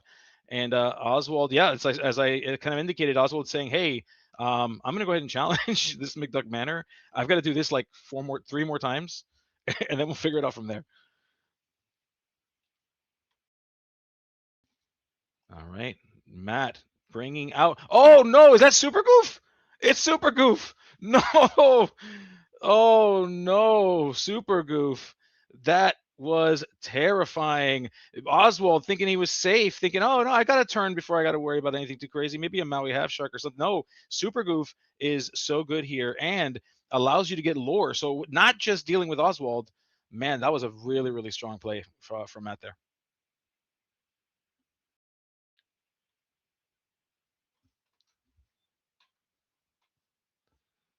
I don't know if it might just be me, but I cannot hear you, Luke. I don't know if it's just me or if it's the chat. Oh, that's because I'm muted. Oh, they didn't get to hear me say that he's going to play the Scrooge literally a second before he played the Scrooge. Oh, I was so big-brained that I missed it. Oh, I think I muted while I coughed. Oh, that was. I thought it was me. So Did you hear me yell Super Goof? I did not hear you. Oh. I did not hear you yell Super Goof. No. I was like, Super Goof! Nice job, Oswald! Get out of here! Yeah, well... Speaking of Oswald, there's another one. I think that Magic is probably going to learn that lesson and say, "Hey, let me not be so greedy." But that McDuck Manor is a serious problem here. To be fair, he could have played Maui as well. He could have. But Super Goof is so much cooler. It's like Calhoun and Maui together. It's great. We love it. Yeah, it was an interesting way. I remember DKP, like his list is like. With it just synergizes with this Scrooge so well, because it's like, oh, you need to turn your stuff sideways to stop my location. Well, now my Super Goof can activate. And like the times that I've had my opponent go location, and then like double Super Goof, doesn't even take out my character, but they gain so much lore, as Dixon is just throwing down another manor into play here. Oh, terrifying. We are shrinking that timer. We are at 6 lore right now. We're looking at 4 lore worth of locations on the table. If I do that math, I believe the magic number is 4 turns away from victory if we are not able to deal with the McDuck Manors. Now, we do have a Scrooge, which does have 4 strength. We have that Oswald that has 2. We play another Scrooge because we've got those 4 items on the table that allow us to play it for free. So we will be able to start dealing with these locations, but we're going to be forced into the situation, which gives Dixon the advantage here. Dixon's going to be able to kind of respond to this. As we talked about earlier, Maui's are a factor here. Other, just the ability to deal with more of these problems is going to put Magic in a bad spot, and he has to. He has to deal with them with the McDuck Manors. There's no way around it. You have to. I mean, he could have hideaways. I don't think he does, but he could. Or some way to respect these locations. But honestly, if I was building a deck for Affinity, I wouldn't have thought about worrying about that location. Yeah. But maybe, I mean, maybe I should. I was going to say, because I think this is a fair point. We still got a few sets left, and I think that when we're playing in Infinity and when we're thinking about CCQs, we're thinking about just the upcoming DLCs in this format. It's a game of evaluating the quality of a card compared to new cards that are coming out. Did the card get power crept? I guess my question, or the thing that I would want to analyze is McDuck Manor at the bottom? Like, is McDuck Manor a worse card now than something that's come out? Or not? I think that I don't have that answer. I'm curious if maybe you've thought about that yourself. I haven't thought about McDuck Manor at all. You're like, I don't want to think about that stupid card. I don't blame you. Locations are weird. They're either terrible or too good.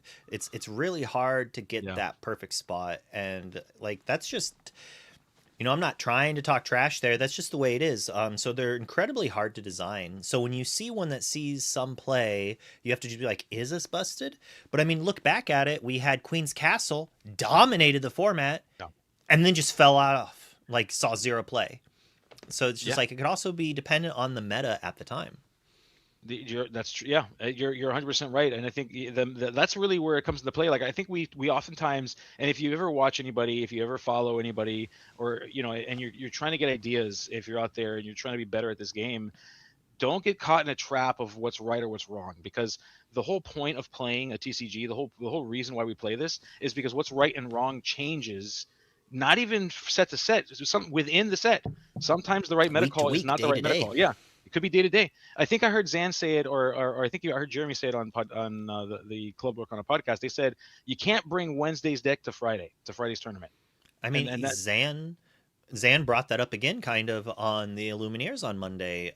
It was 3 a.m. for him, but he was able to jump onto that, and he was basically talking about how he needed someone at the previous week's event at like Inc. that weekend to crush with dogs, and it happened to be a version of dogs that played no Chromacon.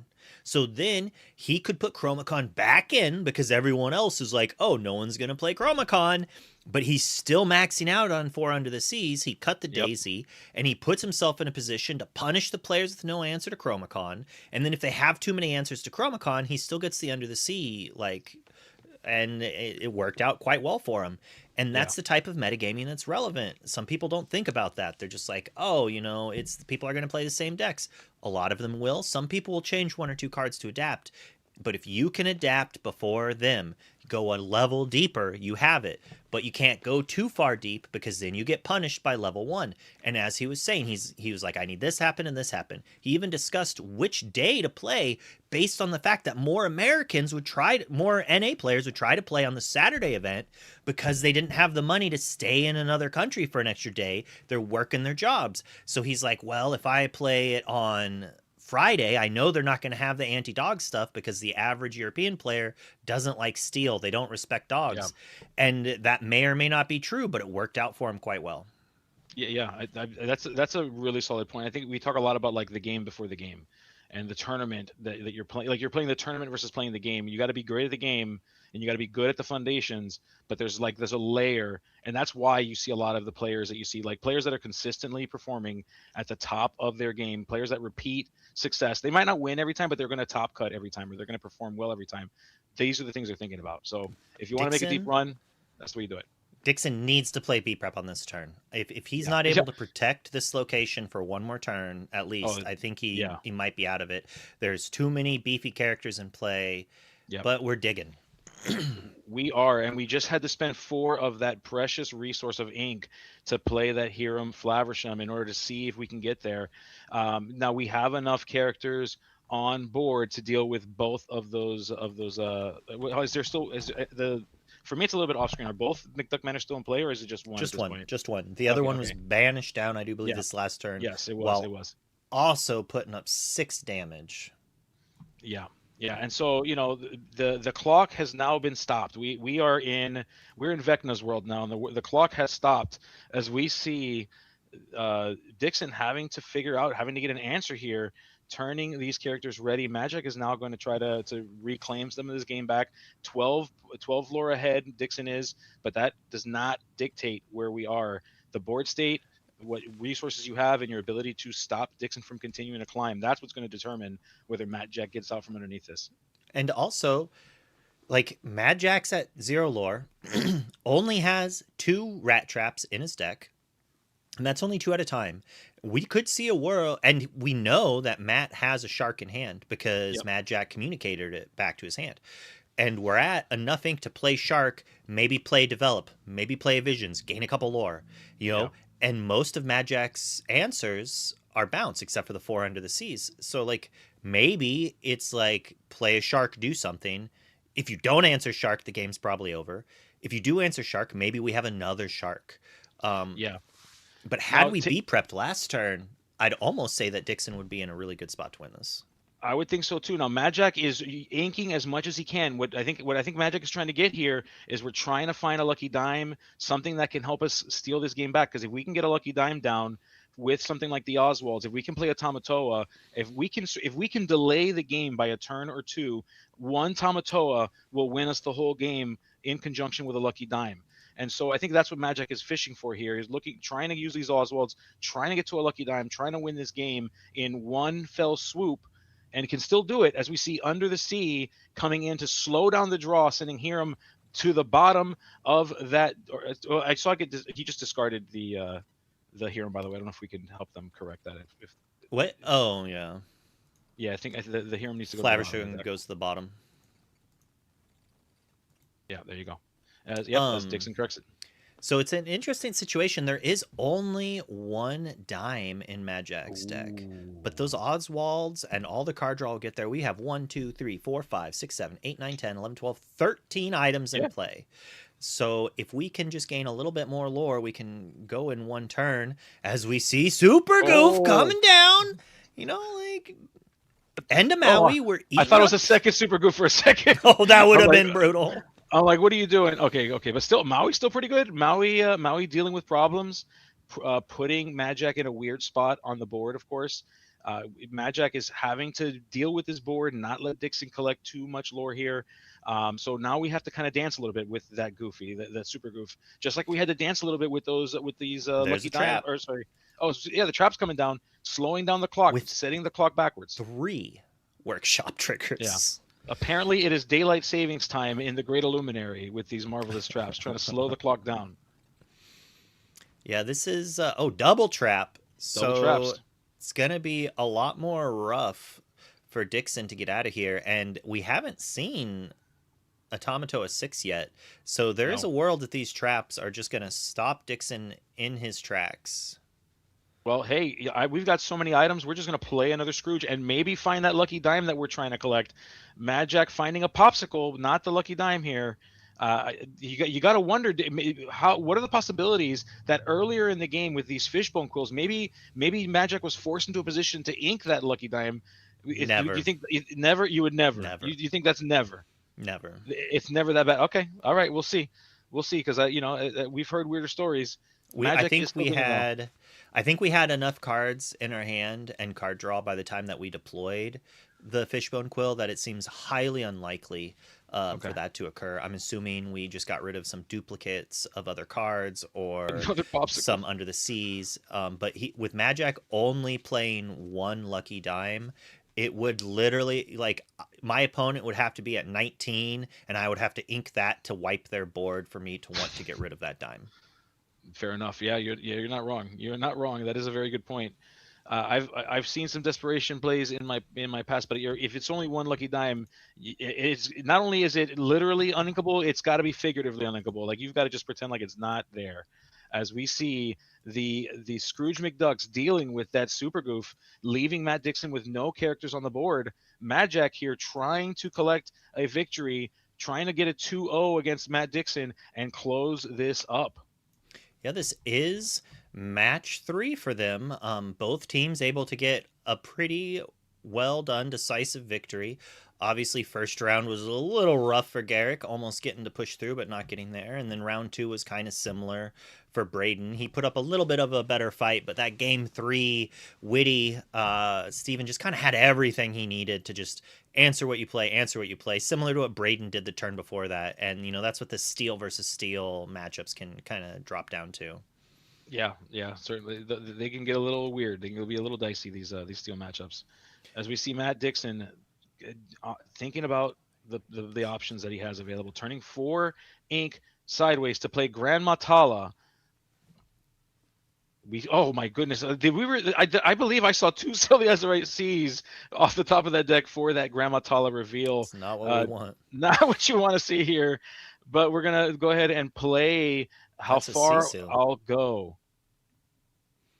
which does not do too much. It is a character that Mad Jax is going to have to respect and answer, but I'm assuming that he's just has more in hand. I mean, his hand looks small but large at the same time. A single item just like chain reacts into so many cards. And if we see like an Oswald, we have 4 inks a turn, right? And we've only seen 1 Oswald this game, I think. No, there's been 2. He was yes, both of them super goofed. Yeah, correct. Yeah, as we see, I believe, we're doing the dance. We're doing the I tap to play, I tap to draw, I tap to draw, I tap to draw. Can we find, if we're not finding this lucky dime now, are we that unfortunate that it's like the literal last card of the deck? Like, what are the chances of that? I think we've put enough cards on the bottom with Scrooges. Yeah, we'll get to it. I mean, we've played 4 Scrooges, so that's like 12. I was going to say 16, but it's -4, so it's 12 cards that we should know about on the bottom unless we whiffed, which 50-50 is. Man, that's got to be some bad luck. Oh, and the double trap. Oh, goodness gracious. Slowing, reversing time. We're using a flux capacitor to send Matt Dixon backwards in this, just slowing the game to a crawl. We are going to go ahead and ink a card. I imagine maybe a bell. Yeah, could be. We're going to go ahead and do it again. All right. So we've now inked twice. We're trying to get to a magic number here. Is that magic number? Oh, let's see here. We turn 3. We're exerting 3. We play the magical. We're not even drawing. Trap. No. That tells me he might have it, and I think he may be setting up a 4th workshop. 4th workshop. I mean, he already has enough items that he wins in 1 hit if he gets done. Yeah, correct. Maybe he's just trying to get his entire deck into play. Yeah. So let me ask you this: the viability of this deck in a, let's say tomorrow was a CCQ that's Infinity format. The ICL puts us some restrictions on what we can play. We have to think about our teammates, what they're playing. Is this deck viable enough to bring to like a CCQ and get a deep run? Possibly. But one thing people need to realize about decks like this is it is most likely much more difficult to play than Mad Jack is making it look. You have tons of choices, and misinking can just be devastating, or the mulliganing can also be devastating, because as we talked, like, he's not playing turn 2 ramp.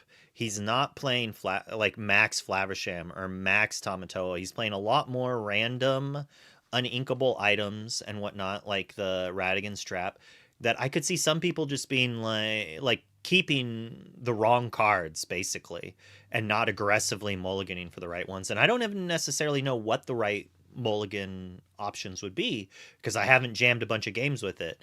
That said, I'd pick it up and try it. That's fair. Yeah, I mean, my concern, I think, would be time. Is how much time these games take, and how close we are getting to draw if we're playing into a field potentially of Ruby Sapphire or other control decks. And Mad Jack takes it down. Yep. Quite impressively there. Just there was a chance. We thought there was a chance. We saw some locations. We saw some lore. I think had we had a be prepared on that turn, followed up by a couple threats possibly, at that point in time, I think there was still only 1 coil in play. So there's a possibility he wouldn't have been able to wipe the entire thing. Yeah. that's a lot of fun. I think that this is like tableau building. It's like it's not even it's board building more than it is playing the deck, right? Like you're kind of building up a board, and I think that is a different that stretches a different muscle when you're playing card games. I think that that getting practice in a deck like this can help you with other games, can help you with this game too, because it lets you think about the game in a different way. Because we often think about challenging, turning characters sideways to quests. Sometimes you're setting up for this one major moment or this kamehameha, as they're calling it in the chat. Anita Day, shout out to you, talking about the just the blast, like this huge blast of lore that came in one fell swoop at the hands of a Tamatoa. My goodness, that was something to see. That was something to see, folks. Talk to us. What do you tell us a little bit about what you saw there? How'd you feel about that? An amber steel mirror. Amber steel mirror. Do we want to see red blue mirror? I don't know. I feel like the dogs versus red blue, which looks almost over. Okay. Okay. Those are the choices. Let's do. We gotta pick. I feel like no mirror is usually the way to go. I feel like chat's usually anti-mirror. All right, so you want to see ETB versus Triad? Let me. Oh, wait! I get to see the two of my favorite teams. Yeah, yes, that's all you have to say. Put them on. Let's see it.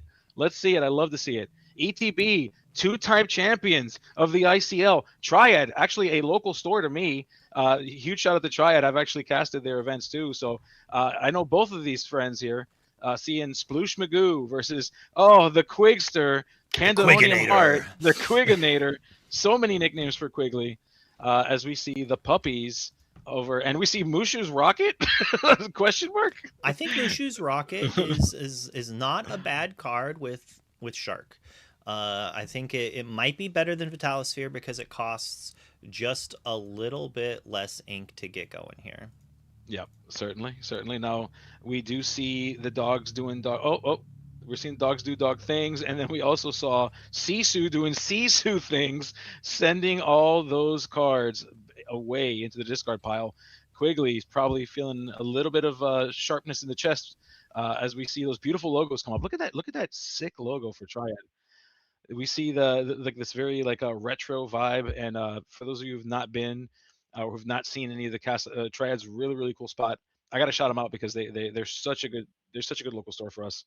That's a local store, right? Yeah. It is. Yeah, it is. It's a local store. Hector Harris is a player from there, as well as Sploosh, as well as Mikey. So these are all folks that we've seen in the ICL in various teams. If you've seen teams like formerly known as Freedom Gaming, formerly known as all kinds of stuff.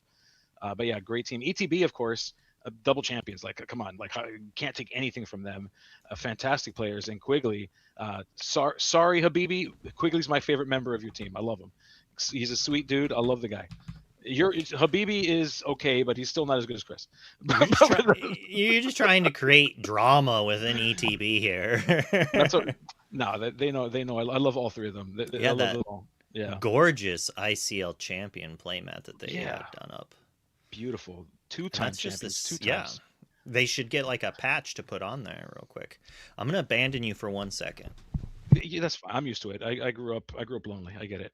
I was a big fan of Winnie the Pooh for that reason, and I can talk to myself. I can talk in a wall as we see Sploosh, Brian continuing. We see Quigley with the very, very angry poking of the mat, saying, "I'm just going to play things." Okay, I thought we were seeing dogs here, but we've got our friend Cricky finding its way into a dog's deck. Cricky, pretty solid here, I think. Yeah, I mean, if you're playing Tramp too. Oh, okay. I must have missed that. I'm pretty sure it was. We saw dogs yesterday, and I know we saw Cricky. They may or may not have been in the same deck. I mean, if Tramp is good in the dogs, I can't imagine why Cricky wouldn't be. Cricky's pretty solid, especially if you can get so many characters down. If you're playing cards like Grandmother Willow, Cricky can be played for 3 if you got 2 Grandmother Willows down. Just completely flip the head of the table. If you don't have an Under the Sea in hand, another way to deal with the board. I kind of like it. I kind of like the Cricky strategy here in dogs in Infinity. It's kind of sweet. Oh, yeah. As we're seeing items and items and items. Yeah. Yeah.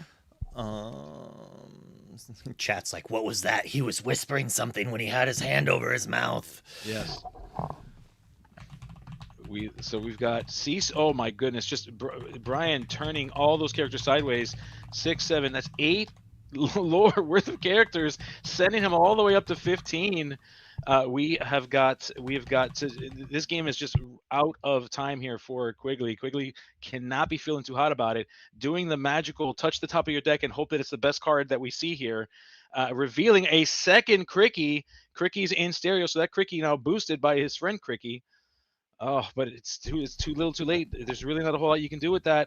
You might be able to deal with one thing, but the game, I believe, is not in Quigley's favor here. Our two-time ICL champions facing some resistance here in the form of Ruby Sapphire. Why are we showing our hand there? Are we just scooping it up? Okay, Yeah. I think we're scooping it up. Yeah. Yeah, that's my favorite game to play, Luke. It's called If I Had One More Turn.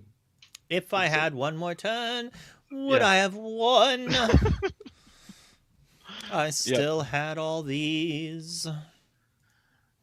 Look at this. Look at this. We've got the Lazyboys versus Ink Inc. This was our main event for today. We were able to see a bunch of other games, though. Really exciting stuff. Fun games tonight. I love Infinity. I know some people have some thoughts about it. How are you feeling about Infinity after these last 2 nights, Luke?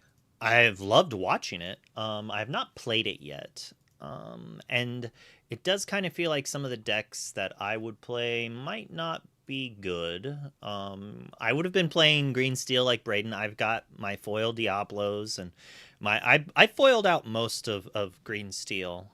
So I wouldn't mind playing those cards again.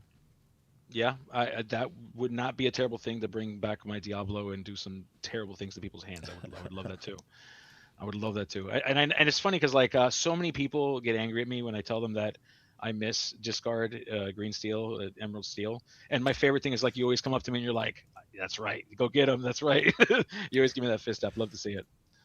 Well, yeah, I mean, it's just so fun drawing cards when your opponent tries to draw cards. You want to draw 2 cards with your Flaversham? How about we draw 2 cards? Yes. Communist Bird is where it's at. Communist Bird. Well, not to get political, we love to see it. Speaking of which, we have the ancient ones. What's that one called again?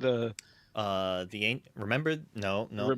I'll put it up on screen. Yes, remember the ancient ones. Remember the Keep Titans. the ancient ways. Keep the ancient ways.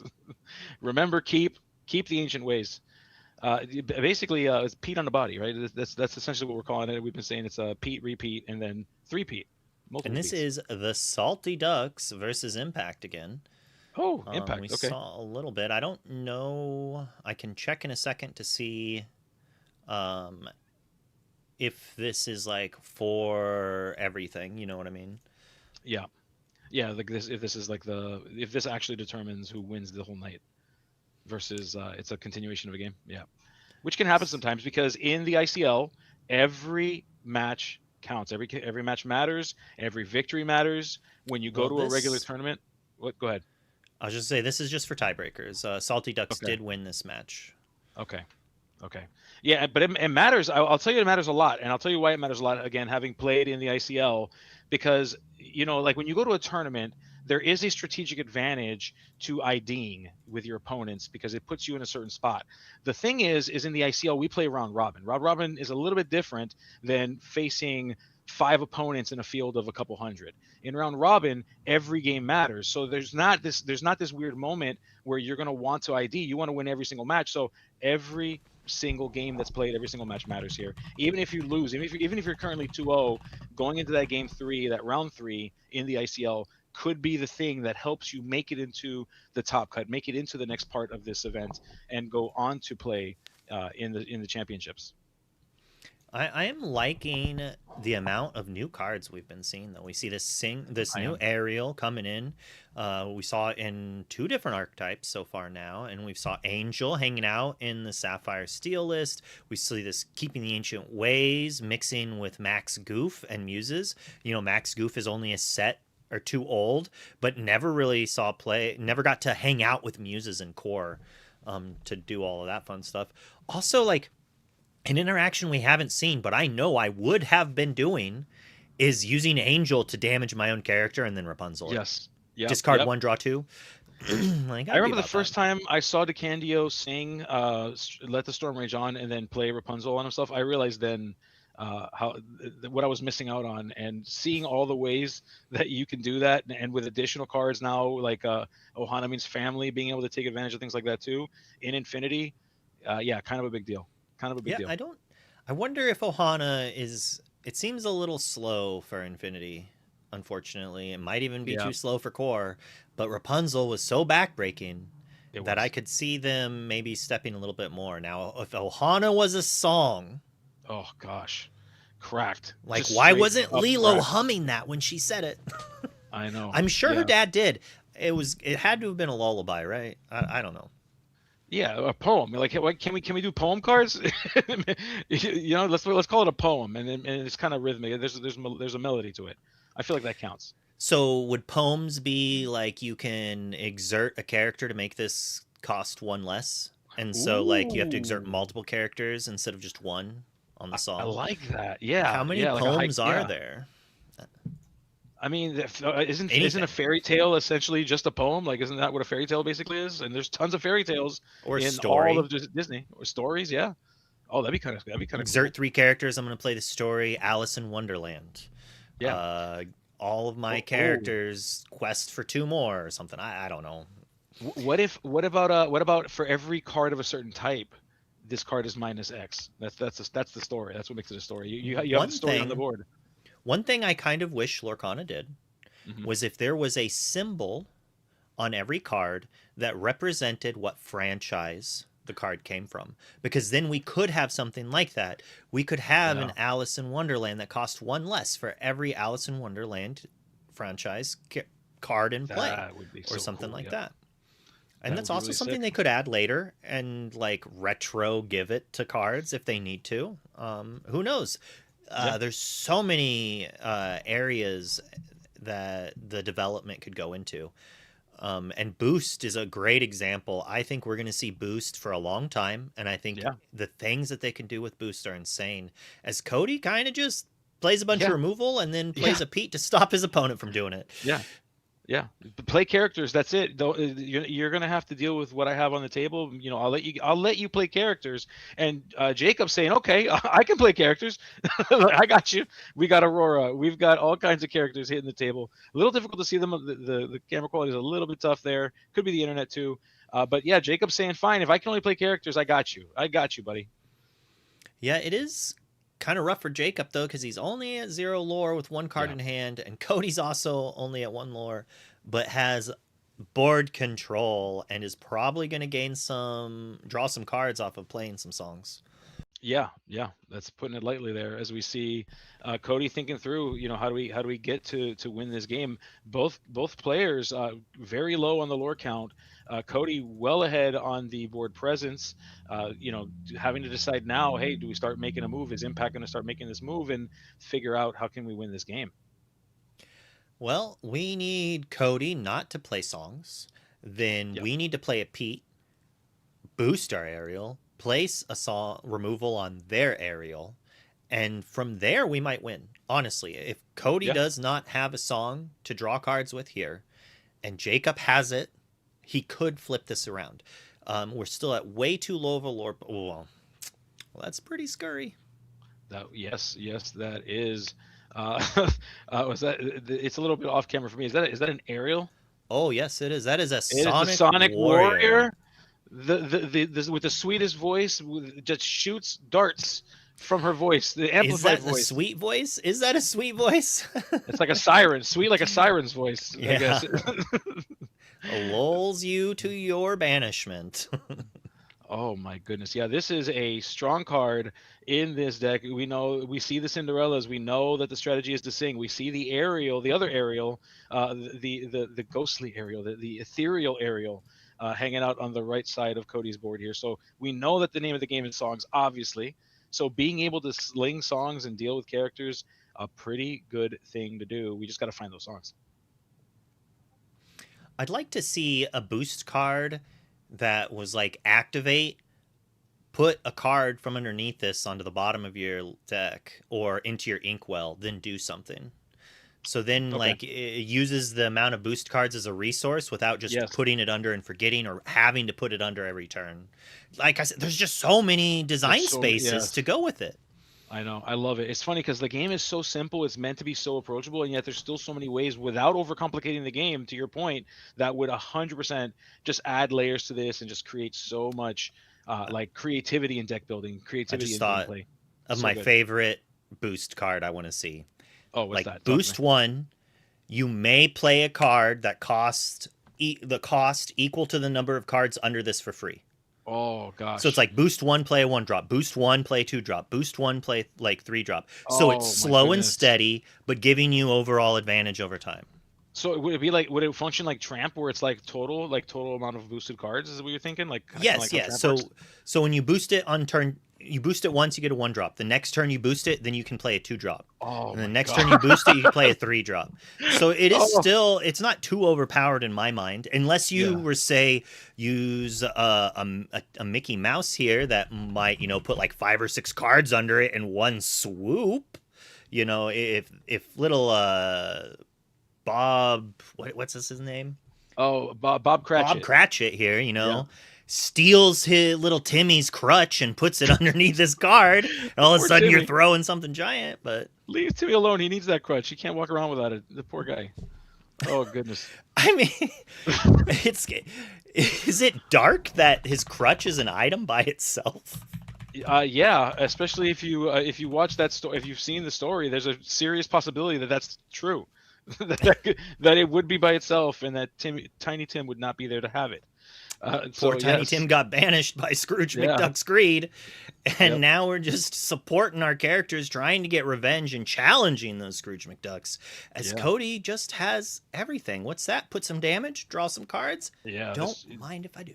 No, this seems very untenable for Jacob here. Jacob trying to muster together a game plan, just trying the best. We do have that Sonic Warrior, kind of also in kind here. So Jacob having his own Sonic Warrior, but Cody Sonic Warrior is backed up by a battalion of Glimmers, just hanging out doing things, and if just multiple singers. You've got the Cindy's, you've got just any way that a song could be levied out here, easy to do on Cody's side of the board, and Jacob not able to do a whole lot about it unless something miraculous happens. Yeah, and Cody, since he deployed his Sonic Warrior first, he could use it to sing a Zeus and then pay the damage. So he could cleanly answer the opposing aerial, as well as the fact that we can just straight up strength it. Yeah. Because Cody's board is gigantically wide, and he drew those extra cards with the Rapunzel. So, like, options. Yeah. The name of the game is see more cards. The more you see, the better chances you have of winning. I like to say, and because I'm a bold person, I love saying this, and R&B will love this too. But thinning is winning. So you thin the deck, you win the game. Yeah, years of playing with fetch lands, if you know what that means, has taught me that I will take that half percentage to thin my deck out to draw better cards I want. But you know what?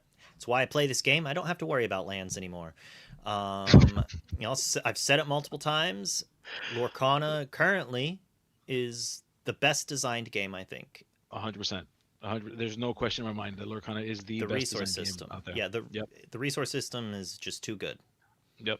Yeah, I think the altar combined with the like the ink ability of cards. I know Well- some people have issues with like the unink and the ink, but I do think it's an interesting way to balance cards if done correctly. I think it's I like it. I like it.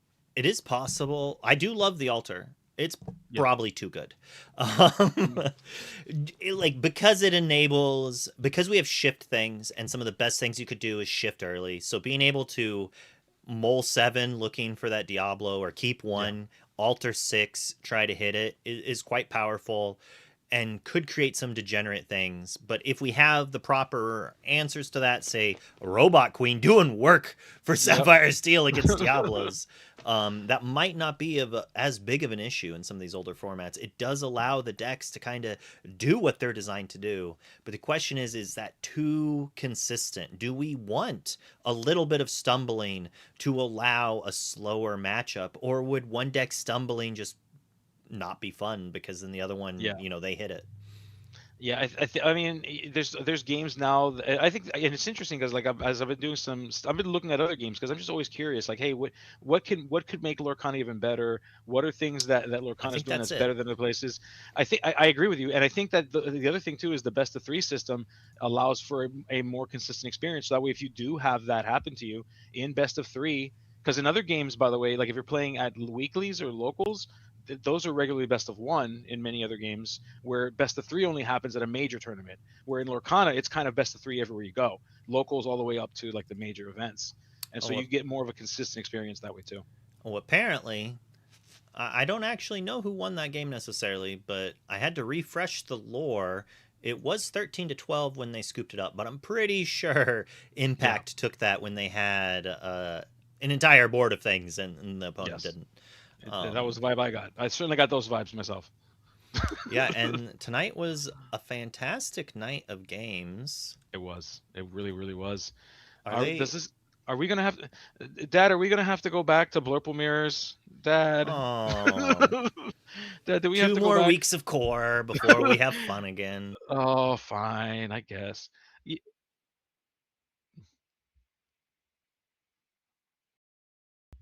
they're done. Well, it turns out that is it. I thought we Okay. might have had one more to watch, but they just finished it up.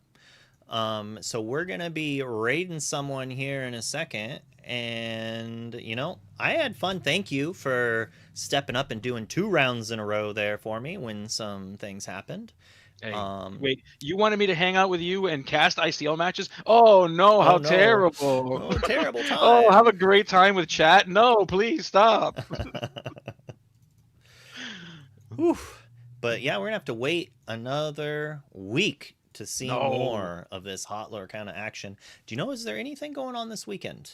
There is actually. I will be casting the PPG summit that's happening in Ooh. Pittsburgh. So check that out this weekend, Saturday and Sunday. If you want more, if you couldn't get enough Lorcana Tuesday and Wednesday, come check out more Lorcana Saturday and Sunday. I'll be casting along with a lot of our friends here in the ICL. You'll be seeing a lot of familiar faces there, and yeah, just I know that we've also got Beefcake is going to be the sponsored player out there too, so we'll get to Ooh. see some matches with Beefcake, which should be a lot of fun. So yeah, He so you can catch me out there. actually he just joined the ICL. Actually, he is now on the select few roster. Ooh, I cannot wait to cast the Beefcake match. This is gonna be so much fun. This is gonna be great. All right, but Love we're it. going to start this raid off here in 10 seconds. We're going to head out. So make sure you say hi to Queston with Wit here. He likes to record his matches and then check it out later, and he did not expect the raid last time, so that's always a pleasure. He's gonna love it. But I do want to say thanks again, everyone, and we'll see you next week. Love you. Bye. Bye-bye.